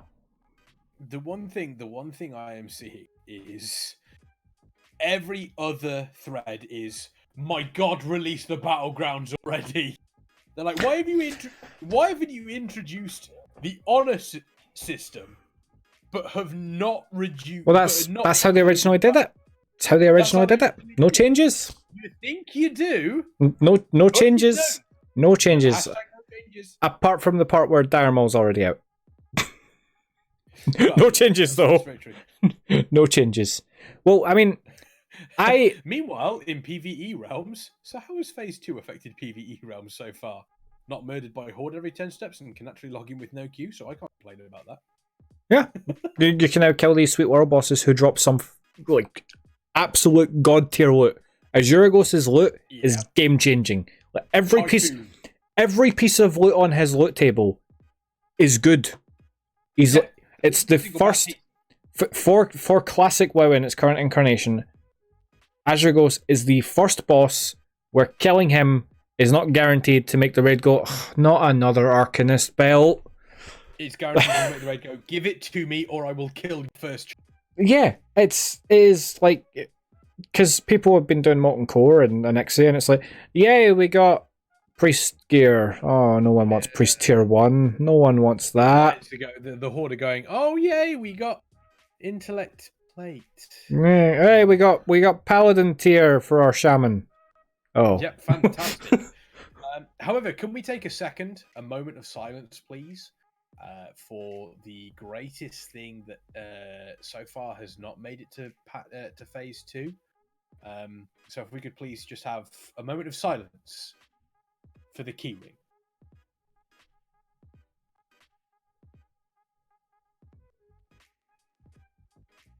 Thank you. Yeah, the keyring hasn't made it into the Phase 2 launch, which is slightly upsetting. The keyring was probably one of the best Blizzard things. from Wrath of the Lich Are you King, quoting Blizzard? the technology's just not there. The technology is just not. We can't go changing the size of the basic backpack. That would break the game. What? By the way, add an authenticator to your account, you get 4 bag slots. A whole 4. Yeah, Get in. But we can't change that base backpack. What you see where you did there is you did that. Are you understanding the issue? Well, apparently on that, the way they did it is the 4 extra authenticator slot bag. It's a separate hidden bag that your character has, right? If you have an authenticator, the bag's equipped. If you don't, it's not, right? And they just made the UI look like it was one. It's like, cool, you hacked your way around the problem. You could have done that with even bigger bag sizes, though. You could have done that a million different ways. Here's an on-use item. You use this item, it increases your basic inventory space by 10. What does it do? It just puts a hidden bag with 10 slots in, and your UI makes it look like one bag. Congratulations. No, it does feel as though they've taken the long way around with some of that, and again, I think it just shows that we're still having these. We're still currently having these issues with the engine, and we spoke about this right at the start, as obviously the engine is kind of starting to get a little bit grindy at this point in time. But I don't think they could, at this point, I don't think they could ever change it. It would be too difficult for them to. Yeah. Especially with the way the game is at the moment. So, yeah, the only way they do it is like a complete rebuild from the ground up, and at that point, you're not making World of Warcraft anymore. You're making a sequel in a different engine. Yeah, and exactly. You're making. You don't want that. Whatever is next. You definitely don't want that. It's not even a. That's not even a. You think you no. You just don't. You don't want that because. I think if the amount of people that are saying we want WoW 2, I think would hate every second of it because it wouldn't be World of Warcraft. We have an example of this already from yet again RuneScape. Yeah, RuneScape was the perfect example. So RuneScape Classic to RuneScape 2 was a progression that was initially but then RuneScape 2 became huge and was great, and that was the way everyone liked it. RuneScape 2 to RuneScape 3, which is the current version, was abysmal and not liked at the start, and people have come to like it more now, but it's a completely different game, right? Yeah, exactly. So with the way that worked, unless you're Raven, in which case you for some reason like RuneScape 3, even though it's literally just log in, here's your Squeal of Fortune spin, open your loot box, pal! And then you go and do the content that you could do in RuneScape 2 anyway, except you can have action bars because, you know, RuneScape, the click to move, right click to attack game needed action bars. Well, yeah, naturally. I mean, how else would it be wood? Yeah. Microtransactions are bad, is what I'm getting at there. Yeah, and old school are always painful. But again, the RuneScape team swallowed their pride and was like, okay, here's old school RuneScape, and it surpassed RuneScape 3 in subscriber numbers and concurrent players and everything else. Like, oh, people don't like RuneScape 3? Why? It's like, maybe for all the reasons they've been saying they don't like it. And the same thing kind of applies to WoW, where it's like, oh, we don't like these things in Legion and BFA. It's like, cool, well, here's Classic. Why is everyone playing Classic when we've got BFA? It's like, because people have been telling you for years they don't like X, Y, and Z, and you keep feeding them XX and YY and ZZ. XX, YY, ZZ. Yeah, doubling it up. You know what I mean? Yeah. It's like mission tables and island expeditions are... It's like, oh, it's a great concept. It's not executed well. And another genuine complaint that I saw is the story isn't even that compelling anymore. Because the compelling thing about the original story is it wasn't this intertwined narrative of, oh, there's a big bad guy at the end that you have to beat or else the world dies. It's, oh, there's a dragon in a cave, go kill it. Get some friends, go dive into a dungeon and kill stuff. And that was what the original draw was. That's not there anymore. I think that again, pointing on that is kind of what makes vanilla or classic WoW feel very nice, is the fact that yes, there are quests. There is a storyline in the zones. You know, some of the you Mhm. obviously have quests when you go into different raids or dungeons, but there isn't a big bad at the end. There isn't a quest line that you follow from level 1 all the way through to level 60, Yep. and you know then level 60 is the start of the end. It's more a case of do you know what that? every single dungeon and every single thing is its own self-contained thing. And Do you it's know a what it case of, is? okay, get some friends and go do it. The same applies to Burning Crusade content because it was the same way. Like it was just, yeah, it's Outland and the things are loosely tied together by the fact it's all in Outland. But You had I mean, Illidan, yeah, but here's for Illidan. the most part, he was hardly ever seen. Yeah, and you saw him maybe once in the leveling experience, and and was then right at the tail end. And then the real big bad was Kill Jaden anyway. So it was exactly. Yeah, who you didn't see at Came out all. of bloody nowhere.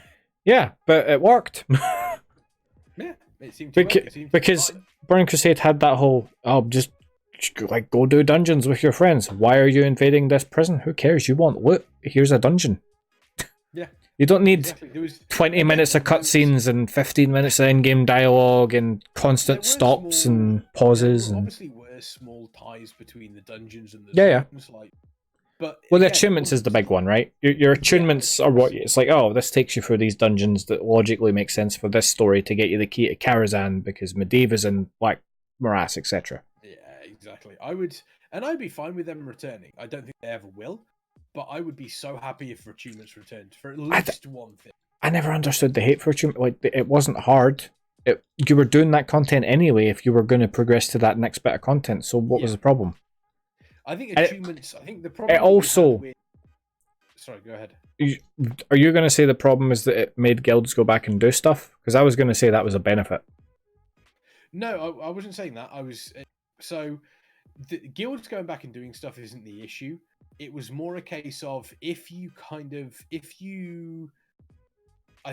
missed that initial push. So say if you joined during when most guilds were working through Black Temple, for example, towards the tail end of it, sometimes it could be difficult to get those attunements done. However, it was also a case where I think if they were clever about it, they could definitely introduce attunements now where that wouldn't be as much of an issue because you have the way that everything scales.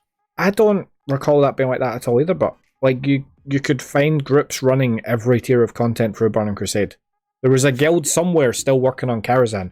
There was a guild somewhere who was still just doing heroics to get into Karazhan. Guilds existed at every level, whereas nowadays, why is your guild doing Uldir? Who does Uldir? What are you doing? Get into Nya'lotha. Why are you there? Get out of there. It's a fair point. It cuts the content cycle. That's why the expansions feel shorter to people, because it's like, oh, there's only current tier. Everything before that is irrelevant every time. Yeah. So why do Uldir when you can just go and farm mana pearls and get better gear? Actually, to be fair, that's fair. How do you think? Okay, so my question. Because Burning Crusade had catch-up gear. It had it. Yeah, and it was fine. Yeah, Burning Crusade was better.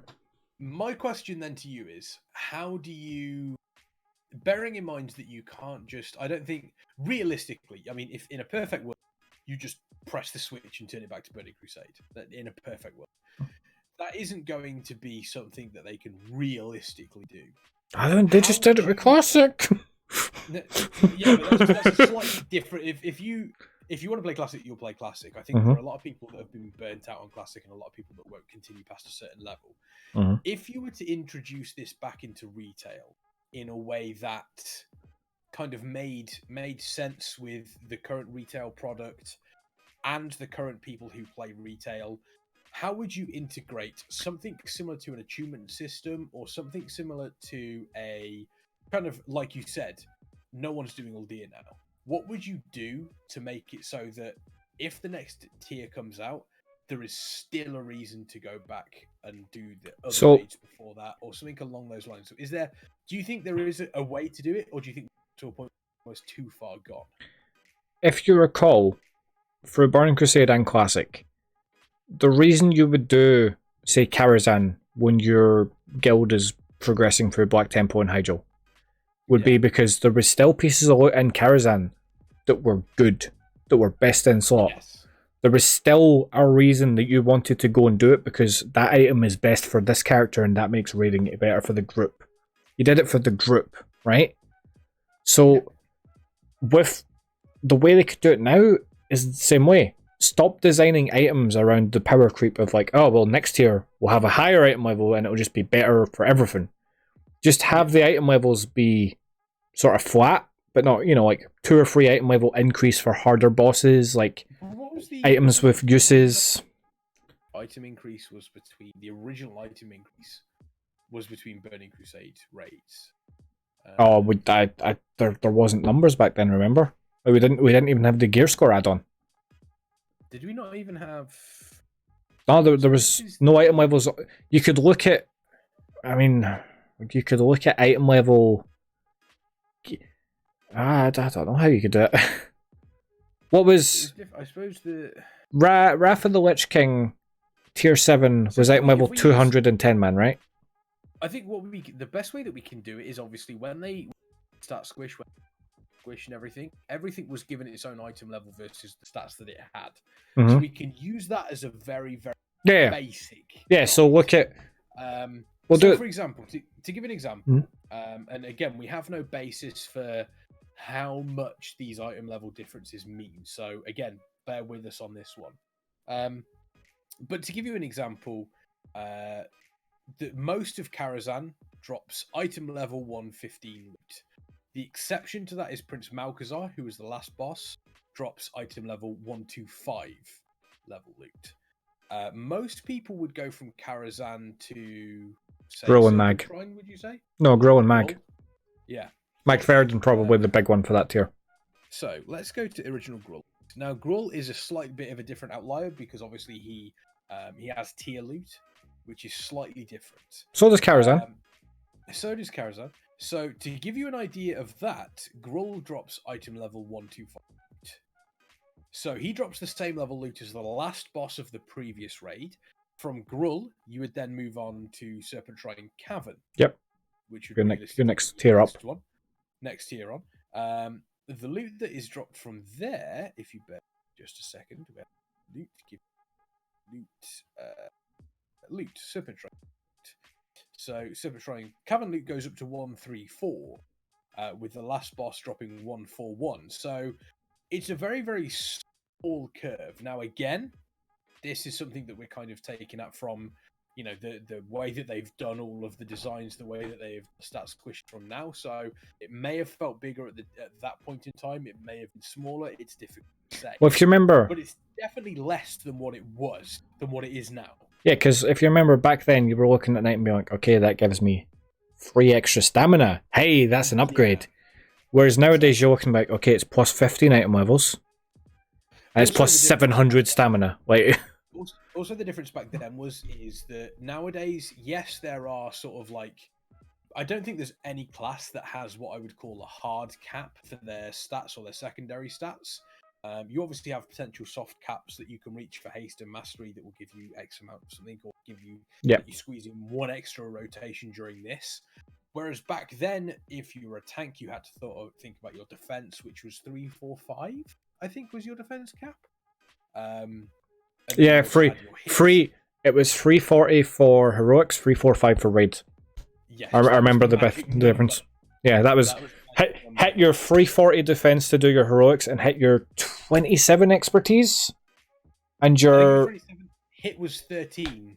13 or 14%. 12% sounds right. 12% hit. 12%. So obviously, I think loot back then as well, whilst there was a different style in regards to, you know, the stats you got from it, but you also had to pay attention to, you know, actual physical hard caps, which I think made loot slightly different. Is yes, this item is an upgrade for me, but I get less hits, so I need to change it with it. And I think that's one thing that they kind of wanted to again.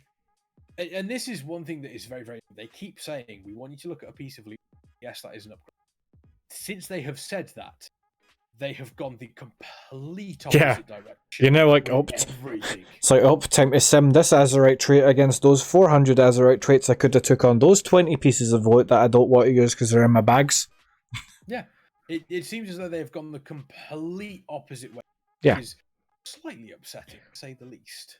So the big thing, right, is that if you look back at Burn Crusade, there was one difficulty. There was raid, right? There was raid, and that was it.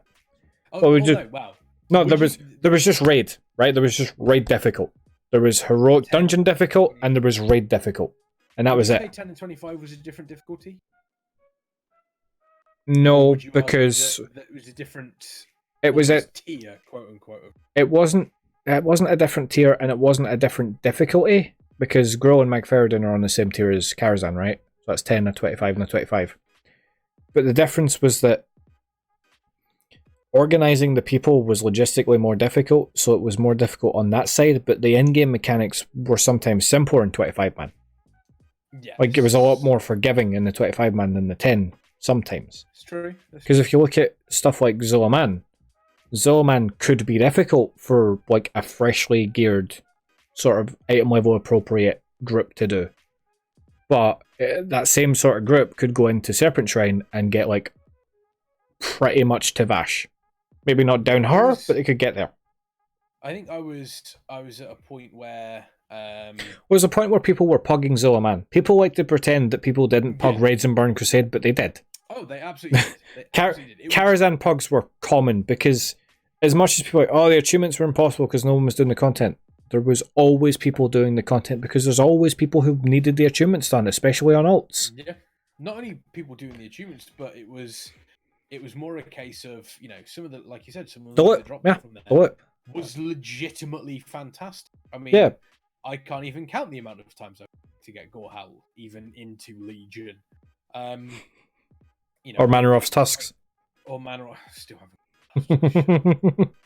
You know, I think it's a case of I would love to see them go back down the fact that we have loot that is meaningful, and I am also, Salty Mellow makes a point. Raids were less forgiving on having different classes too, so guilds had content that matched their setups, which is very, very true. Yeah.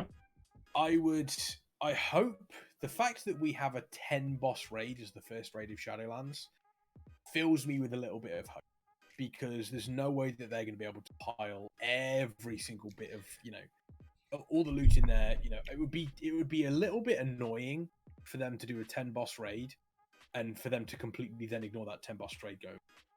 I think that would be incredibly annoying. Well, I would like at least to see.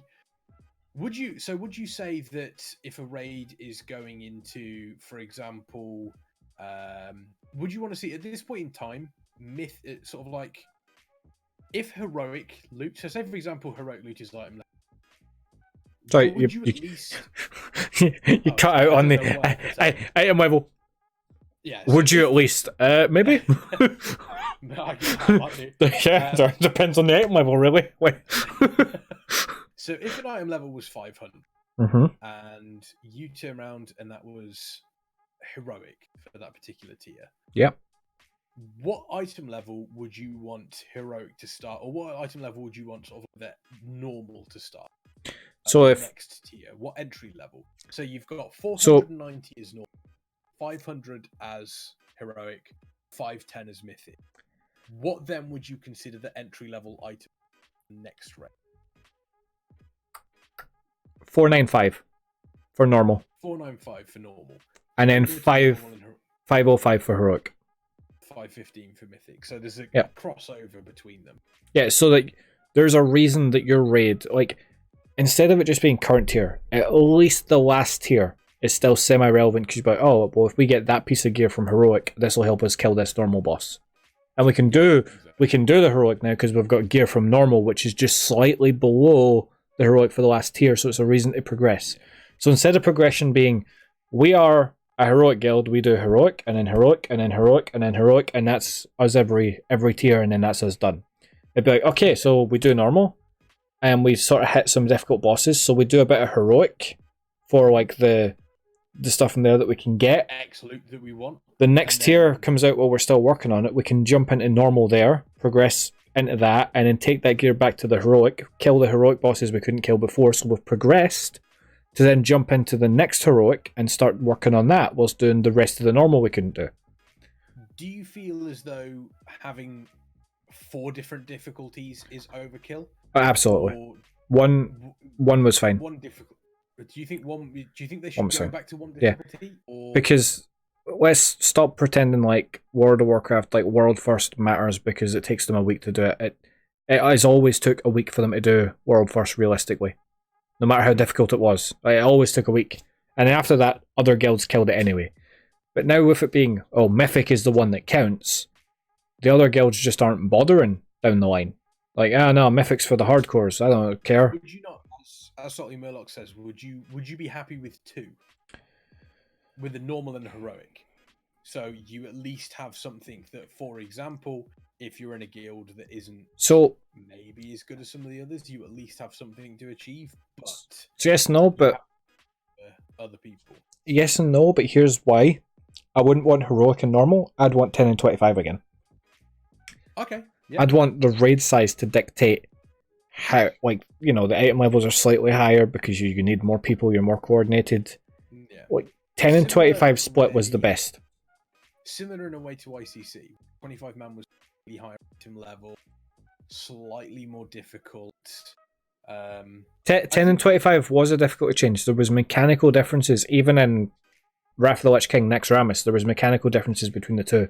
For example, Instructor Vesuvius required you to actually have mind control like original Nax in 25 man, but in 10 man you just used the orbs. And anyone could do it. You didn't have to bring a priest, you didn't have to build your comp for that fight. Little changes like that made those difficulties exist. There were some... Man basically suggests that you have one of every... Yeah. So with 25 and 10 man, there were some bosses that were absolutely the same, right? Like Patchwork, you can't really change Patchwork much. You need 2 tanks, some damage, and some healers. His health is higher, he hits slightly harder. That's it. But fights like Instructor Vesuvius were different. Ulduar, 10 and 25 had some differences to it as well. Right? There was because you had less vehicles at the start, so Flame Leviathan you had to tackle differently. Mm-hmm. So stuff like that is not literal difficulty, it's just the way the fight is for that many players, but by being that way, it's more difficult because you need to have more players, right? Yeah. Having 25 like-minded and roughly equally skilled people that can down this content should be rewarding. You should be rewarded for being able to do that. The same way that the 20-man mythics get rewarded more than, like, 10 and 25 was the best way because then the smaller, like, family guilds, quote unquote, which sometimes were actual family members, can do 10 man and feel progression. And be like, we're raiding tonight. We get to spend 4 hours in raid, like as a group. Not, we need to join a raid guild because like I only know like 7 people and pugging 3 people is doable. Pugging 3 people is doable, but it's a pain, but we can do it. We can get by. Pugging like 17 people? No way. It's one of those, I think, where I think the difficulty then comes from what do you sort of tune towards? Do you make 10 man more difficult? Because obviously back in the day there were certain fights that were definitely more difficult on 10 man. Like Artemis says, Surf. Surfarian was very difficult. 10 man Dragon Soul was, if I remember rightly, widely considered more difficult than 25 man simply because of the way the mechanics of some of the fights work. But I would like to see a return of 10. I feel as though that's a very, very good place for raids. The really weird thing is they had the flexi system working, and then just like, we'll put it in LFR. Why didn't they stick to the flexi system?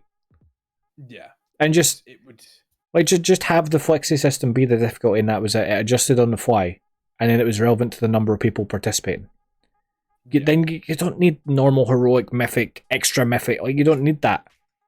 Artemis, remove LFR. 100% agree, yes. Hang on a minute. Hang on. What? Whoa! I know we are getting towards the end of the show, but let's hold the fuck up. Okay. You cannot sit there and tell me you want one difficulty back. You want them to bring the difficulty and 10 and 25, man. You cannot sit there and when I say remove LFR, go, Well, no, No, you don't get to do that. I do and I can, and here's why. Have the difficulty be your 10 and your 25, and then, like Murloc says, tourist mode. For those casuals who aren't in a raid group, who aren't going to do anything, they can go in and see the fights, they can get a taste of what raiding is, and maybe get into raiding. And have it reward gear on par with normal 5-man dungeons at max level. So not even epics, blues. Have it reward blues. And make it so that that's the standard again. So that you're getting blue gear for competing in normal 5-mans, and we'll call LFR normal raiding in this scenario. And then when you're doing the heroic, which is, actual raiding with an organized group, you get purples. As much as people say, oh, it's just the colored item, it doesn't matter anymore. It can matter, and it feels better to go from a blue item to a purple item, even if those items have the same stats. Because we saw that in Burning Crusade, where you'd have blues that were better itemized than epics, but you'd take that epic because it's purple. I need to wear the purples. It's purples. Give me all the purples. Give them greens. That's a bit far. Greys. Greys only. There shall be greys in LFR, greens in everything else, and blues shall come from the rarest of the rare world bosses. One final question before we end today, because we're obviously to the tail end. Do you think they should make loot color matter again? Didn't I just answer that? Or do you mean the listeners? Well, this is, but I think it's more like, do you think it would make much of a difference if they obviously changed? So say, for example, they all of a sudden changed everything that dropped from, like we discussed at one of the very, very first episodes. Blue, apparently someone's saying turn on my mic, please. Apparently my mic is cutting out. I don't know why it should be cutting out. It's legible. It's being funny. It's being funny. I think what we need to do is, would you want to see a return of, so mythic gear only is purple, heroic and normal are blue? Would you want to see a tier system like that where you see some purple gear, holy shit, they have done mythic? Is that, would you think that would give back the meaning to color of gear? Yeah, it would, but I don't think that that's the solution. Like I said, have the normal 5-man, the LFR mode, give the blues. Have the raids, the real organized, you had to put effort in to find 10 or 25 individuals who were like-minded and had enough spare time and lined up with your schedule, etc., to go in and kill this boss. And you kill that boss, and you get your purple. Because you put in the effort. It's effort-driven, instead of this, rock up to a vendor, give him some mana pearls. Hey, here's some better than red tier loot. Enjoy. You can now kill mobs faster in the world, which is exactly what you want to do, because that's what red tier loot's for, killing mobs in the world. That would be I kind of understand where you're coming from. Speaking of effort, I think we've finally reached the end of our effort this evening here on Think You Do, But You Don't. I am king of the segue. No one can deny me that. Dunkurk, do you have any final words from today? Anything else that we've discussed or failed to discuss because we've overran? So I'm sure Korak's Revenge will take place next week. Oh yeah, Korak's Revenge. The Revenge of the Revenge will continue forward for revengeing. Korak's Revenge, the Reckoning Revengeing, now is going to be taking place next week. Well, apparently, do I have? Artemis has something to say. What do you have something to say, Artemis? Please make it legible. That is a big ask. Obviously, people that are currently here on Twitch watching us, people that are currently listening to the audio as well, we are currently running a contest. This contest is not one that you want to miss, because you have your opportunity of winning a collector's edition of Classic WoW. This one obviously features the Ragnaros statue. It's got a load of really cool little neat artwork in it. It's got a soundtrack. We are giving one of these away. It's very, very difficult to find. they're going for sort of like in the $100s or hundreds of pounds, depending on where you're based, or even hundreds of euros, depending. Yeah. So you don't want to miss it. You can find all the information on our Discord, so make sure you're through to there. And you'll also find more information on the shows that are going to be going on throughout the week. I believe that's us now, isn't it, Dunkirk? I think it is. So on that note, I actually have a little clip. It's the same clip that's been on a loop, but this time there will be sound. So you'll get to hear the glorifying explosion. Do we hear Farseer scream? Unfortunately, I didn't have the voice recording at the time. But you do get to hear the beep beep, and then him sort of pad over, boom. So let me just transition to that. We won't be audible anymore. So for me and Kexman, and not Farseer because he's dead. Not Farseer because he's dead. Yep, rest in peace, Farseer. Just like Death Shade. Don't rest in peace. Just like Death Shade. Just like Death Shade. Just like Death Shade. But we will see you guys next time here on Warcraft Radio. Goodbye.